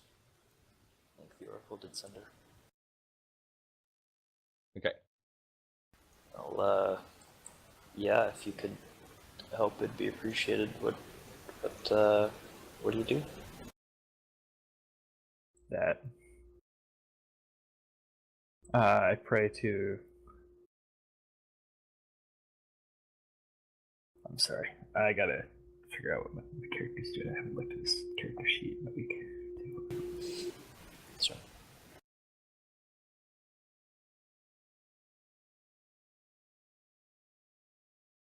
Know that I am a Gith Sarai in service of Ogma. I will heal you if you require it. Yes. Yes, I believe we do. But probably this guy first. I think I'm in service of Ogma. No, that was my Neverwinter Nights 2 character.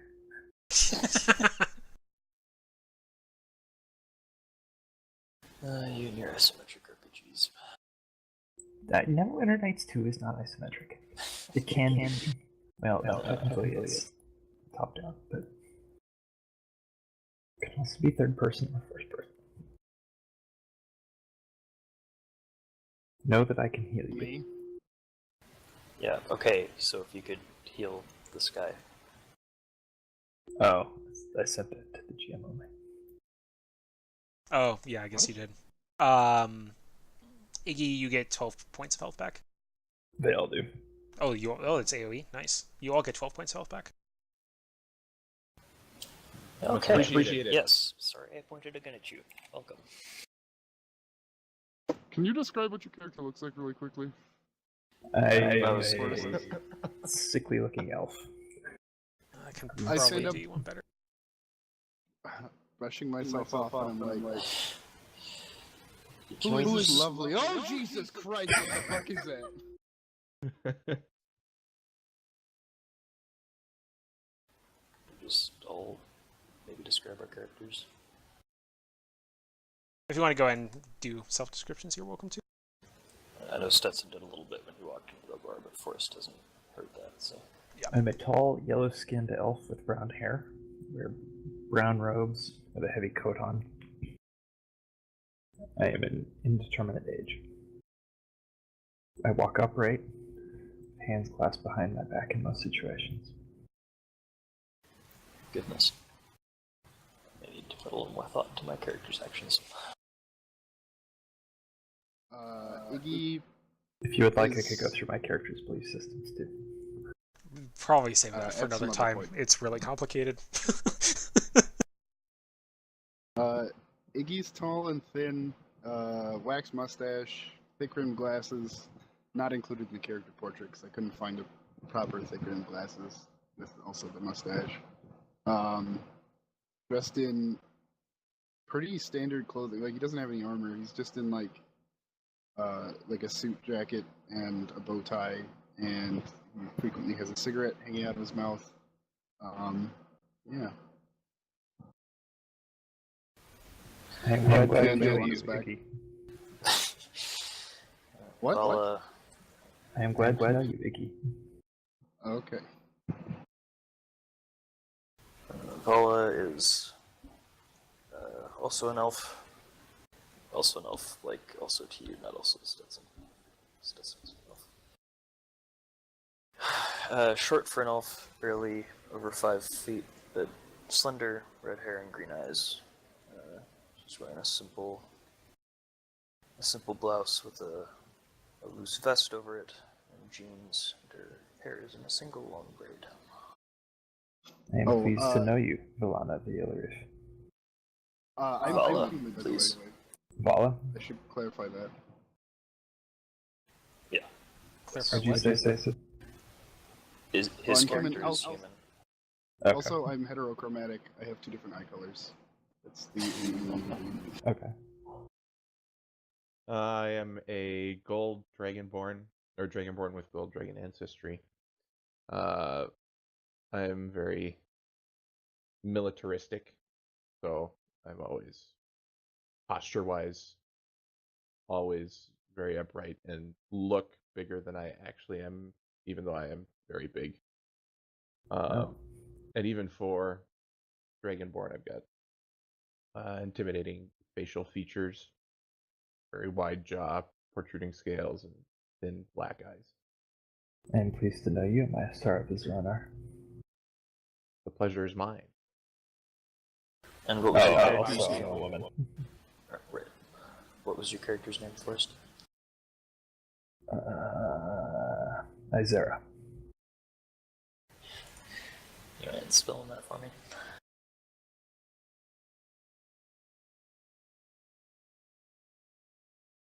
Thank you.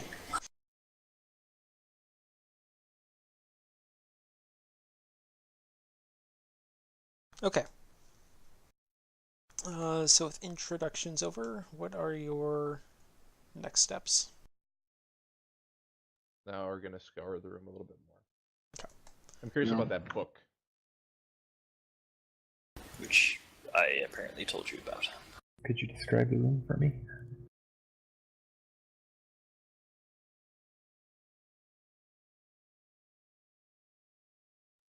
Josh. It's okay if you can't. Sorry, Wait, just are you bringing blind? things up a bit more. So the room does look basically like this. Okay. So, except instead of a sun, it's a moon in the middle. So there's 4 statues around the edge.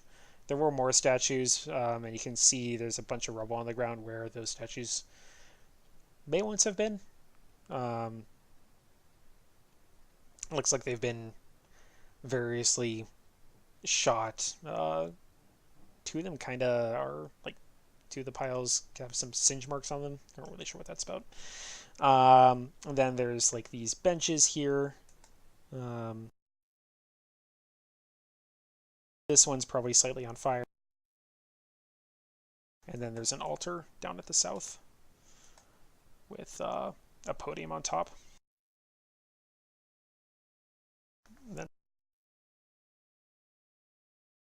And then there's 4 doors where those blue lines are on the east, west, and south. Okay.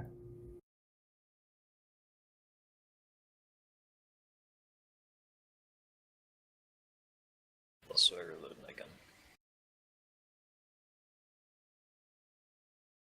Oh shit.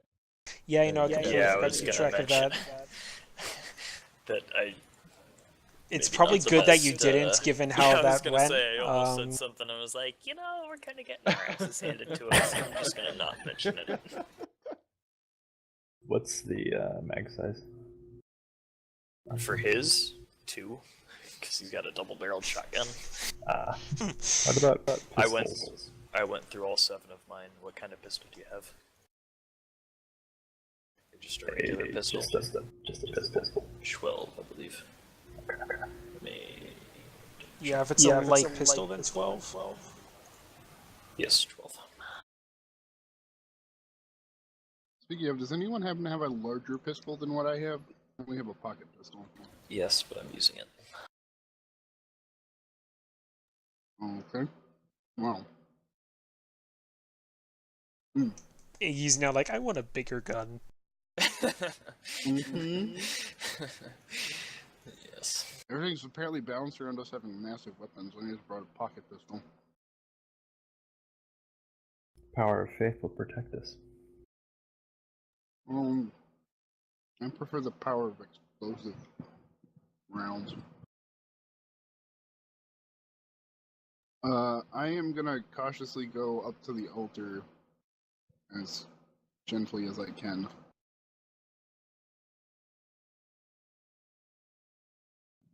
Make a perception check.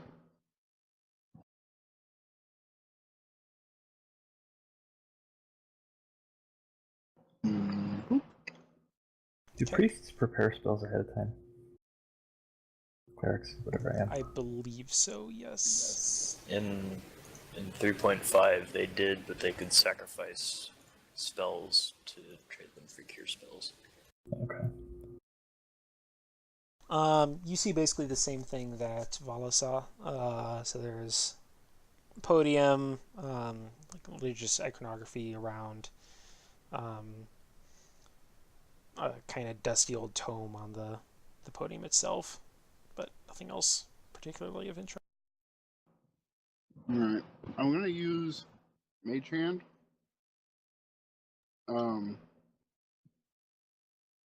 And I'm going to... Oh, if I could actually open it and unlock... Oh, never mind. Slowly pick up the book off of the altar. Okay, as you do, you hear a rumbling sound in the distance. I put it back. I put it back. I put it back.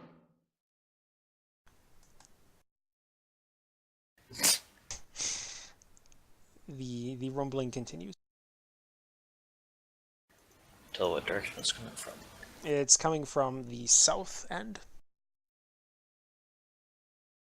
What the doors at that end look like? Are they wooden doors or big stone ones? They're more stone style. Can I open this door that I'm at? You can try. It's also stone. So roll a strength check. Okay, yes, you can open that door. I do. So I see him doing that. Okay.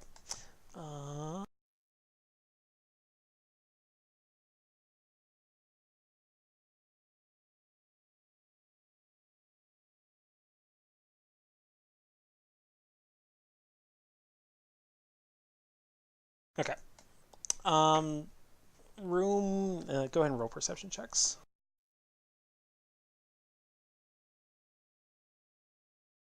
I'm not going anywhere near that fucking door. Okay. I retreat. This room seems mostly empty. There's a few water basins and more religious symbols. Looks like it's probably a ceremonial room of some sort, but nothing particularly artifacty looking.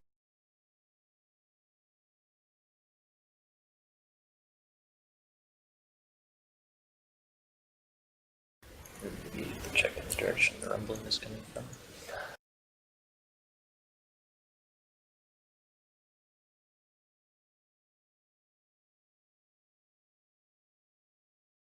Yep, I'm gonna try and open that door there.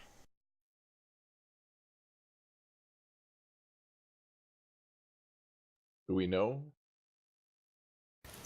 I asked and he said from the south. Okay, you managed to open that door.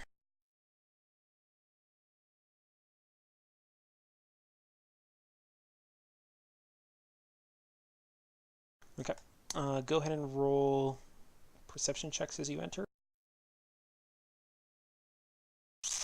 Okay, nice.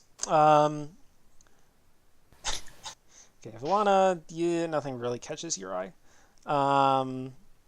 Zara notices that the roof is kind of shaking and like dust is starting to fall from the ceiling. It's kind of disconcerting. Maestar, you notice that as well, and you'd probably be more by it if you didn't also notice the interesting symbols on the wall in the back. Over on this side of the room. Specifically, you notice one symbol that seems to have a... So, like, this room is filled with dust, right? It's been sealed here for a while. Yeah. Compensate for sneezing. Yeah. But you notice that one of the symbols has an outline in the dust, as if, like, air has been blowing through it. I shout back to have them pick up the book. I'll do so. Okay. Nothing happens. Try pushing it. Did you pick up the book? I picked up the book. Did you try setting it down again?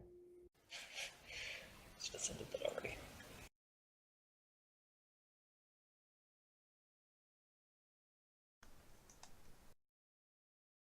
You want to communicate what you found to the group? Yes, I do, including to Iggy. Sure, go back to Iggy.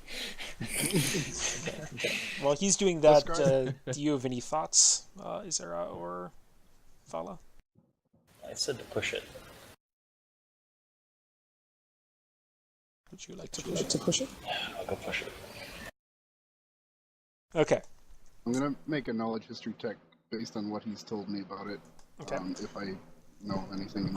You remember from what I told you earlier that these places are known to have, or that there are rumors that the House of the Moon did have secret vaults. Okay. When Vala pushes the button,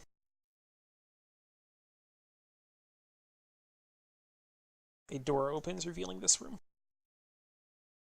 So you can just imagine basically a door in front of the square you're in. Aha! One person wise. When you look, no, my neck. when you look inside this room, go ahead and roll perception.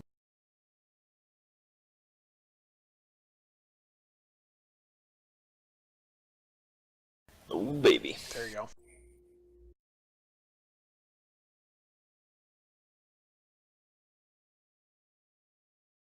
Okay. So in this room, you see just piles of various golden, like, religious symbols and the like. And in the very back,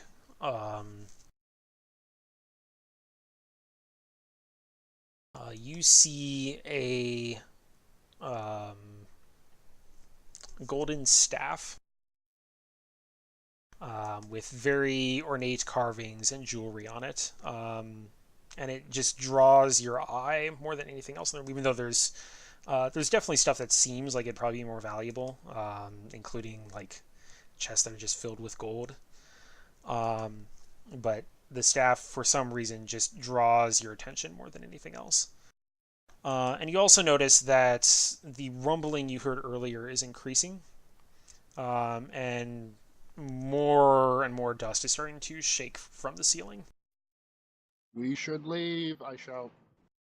Presumably, is it just in that room? Oh no, it is definitely spread to the atrium by now. Okay, yeah, I'm hollering. And you actually hear a large crash from behind. Oops. Behind who? Behind The door that that door. Jack suddenly revealed to piece of. Yeah, that door.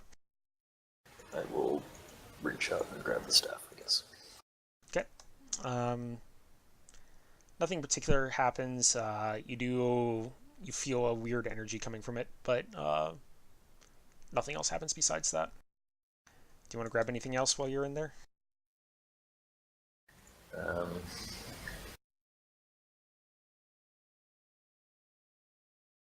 No. Okay. I'm sure nothing would go wrong if you stayed.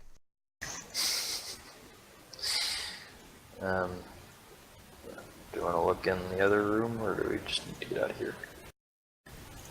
Who took architecture? Well, that's a necessary skill. Really, somebody in the party took architecture and can tell us if this is going to collapse. No. Well, it took history, but I As don't you know if this is leave gonna help. as you leave the secret room, a stone falls and just crushes the entrance to it. Ah, neat. With your insight check, Izara, you believe that the place is collapsing. All right, Let's goodbye. We should leave. Bucket, it's the fuzz! I'm like Bucket, shouting it's and the waving, like, let's get the fuck out of here, let's get the fuck out of here. I'm at the end. I have 45 movement, so I catch you pretty quick. Okay. As you come out, it's still pretty early, quite a bit before the rest of the peeps would have arrived. But you do see one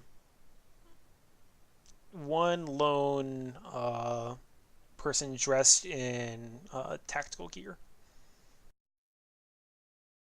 I motion for them to hide the staff, and they run up to him. Hide the staff? I don't know, cover it in a blanket or something. Carrying a blanket. Okay, okay, wisdom check, interesting, okay.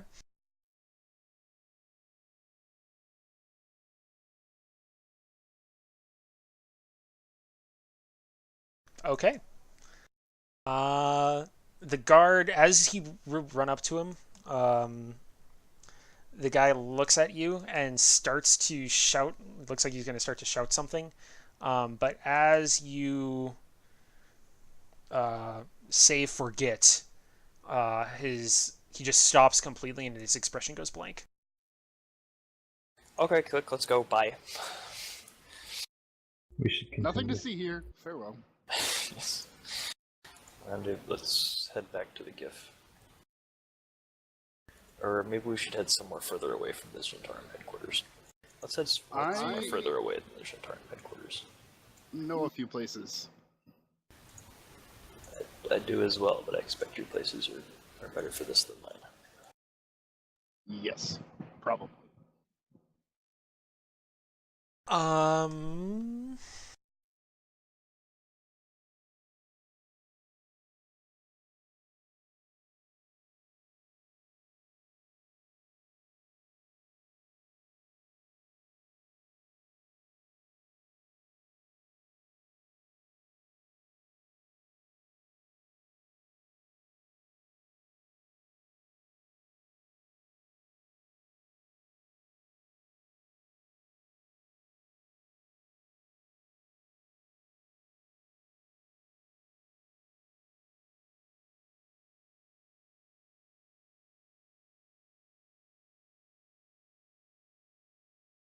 Sorry, I'm trying to come up with a new tavern name.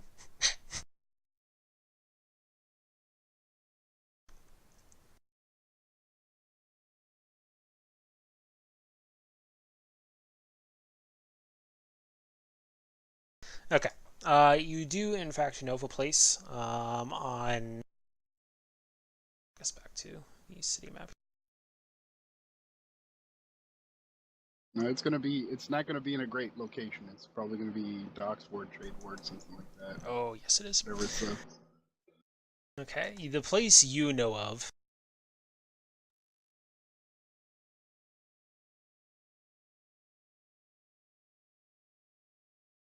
is right down here in the very southeast. Okay. It is a tavern known as Griffin's Grog.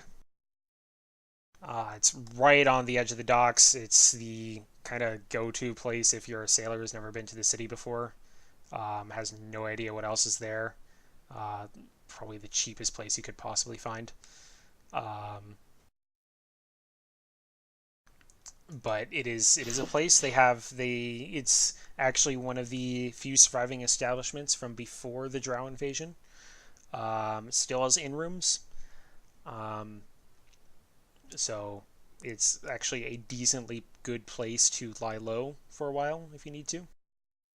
I walk in the door and I immediately go up to the bartender and I'm like, "Hey, Griff, it's been a while." Bartender looks at you and says, "Hey, Iggy! How's it going, pal?" We are gonna need 2 rooms, Two, you and say? we will. The large lizard man will pay extra for the for silence. If you know what I mean. Ah, yeah, I know your friends. They're always good about paying your tabs, Iggy. You get me, Griff. You get me. Pay the man. I slap Maya Star on his chest and begin to head up the stairs towards the rooms. I try to grab him before he runs off. I guess opposed athletics checks? Oh, athletics. What? Like a I rolled dexterity, strength, but it's a dexterity check to get away. Yeah. That makes sense. Yeah, that would make sense. Yeah, dexterity versus strength. Oh. So we'll take those two. Who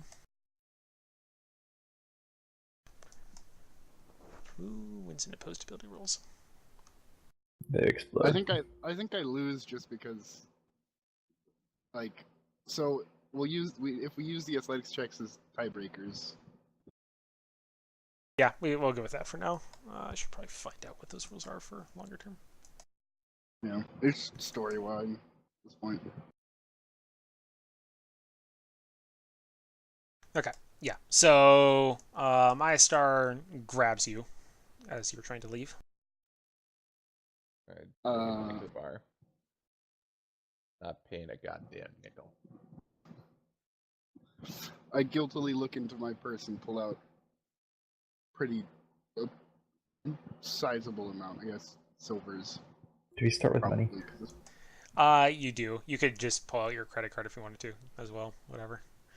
I haven't assigned you money yet, but you will. I did Yeah. simply forgot to in the session.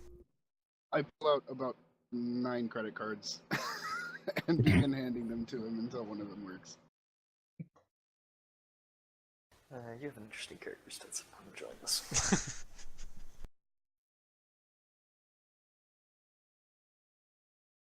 Okay. Yeah. So, for the purposes of this session, you have enough money for 2 rooms. So what do you do now? We should go up, probably. go up to one of Yeah. the rooms and talk for a bit, I think. Okay. So you go to one of the rooms specifically and don't split up at all? For now, Right. yeah. Yeah. Okay. As you enter the room,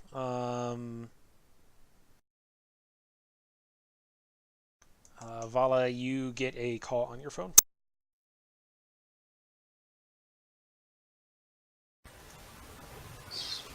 Alright, I pull it out and answer it. It once again requests a speakerphone. Alright. Okay. The voice of Oracle comes through and says, "It is good to see that you have all pulled off your first mission, mostly unscathed.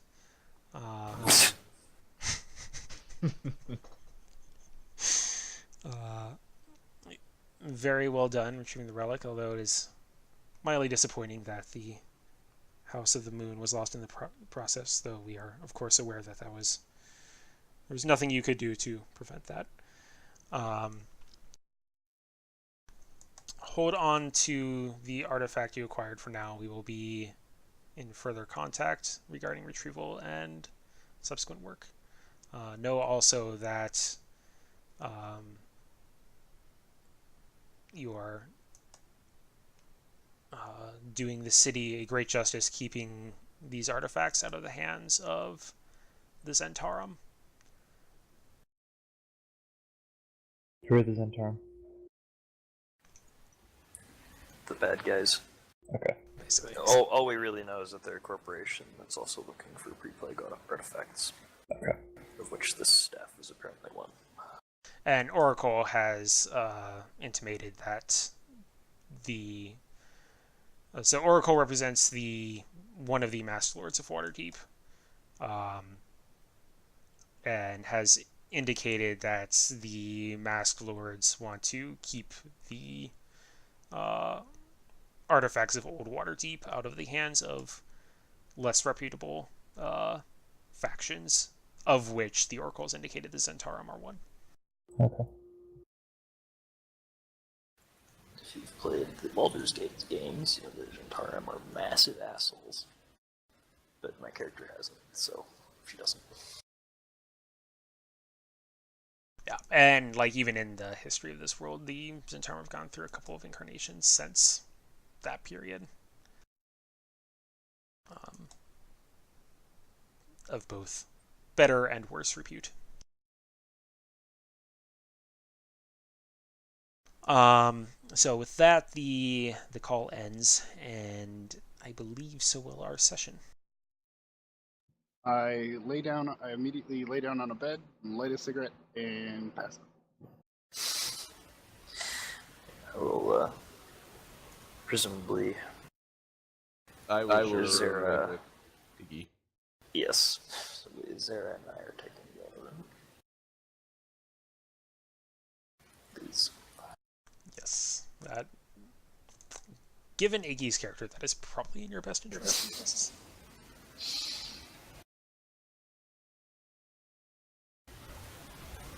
I'll meditate and regain the key. Yeah, so you all get a long rest out of this, so you can regain everything before our next session. Hooray! Okay. Huzzah!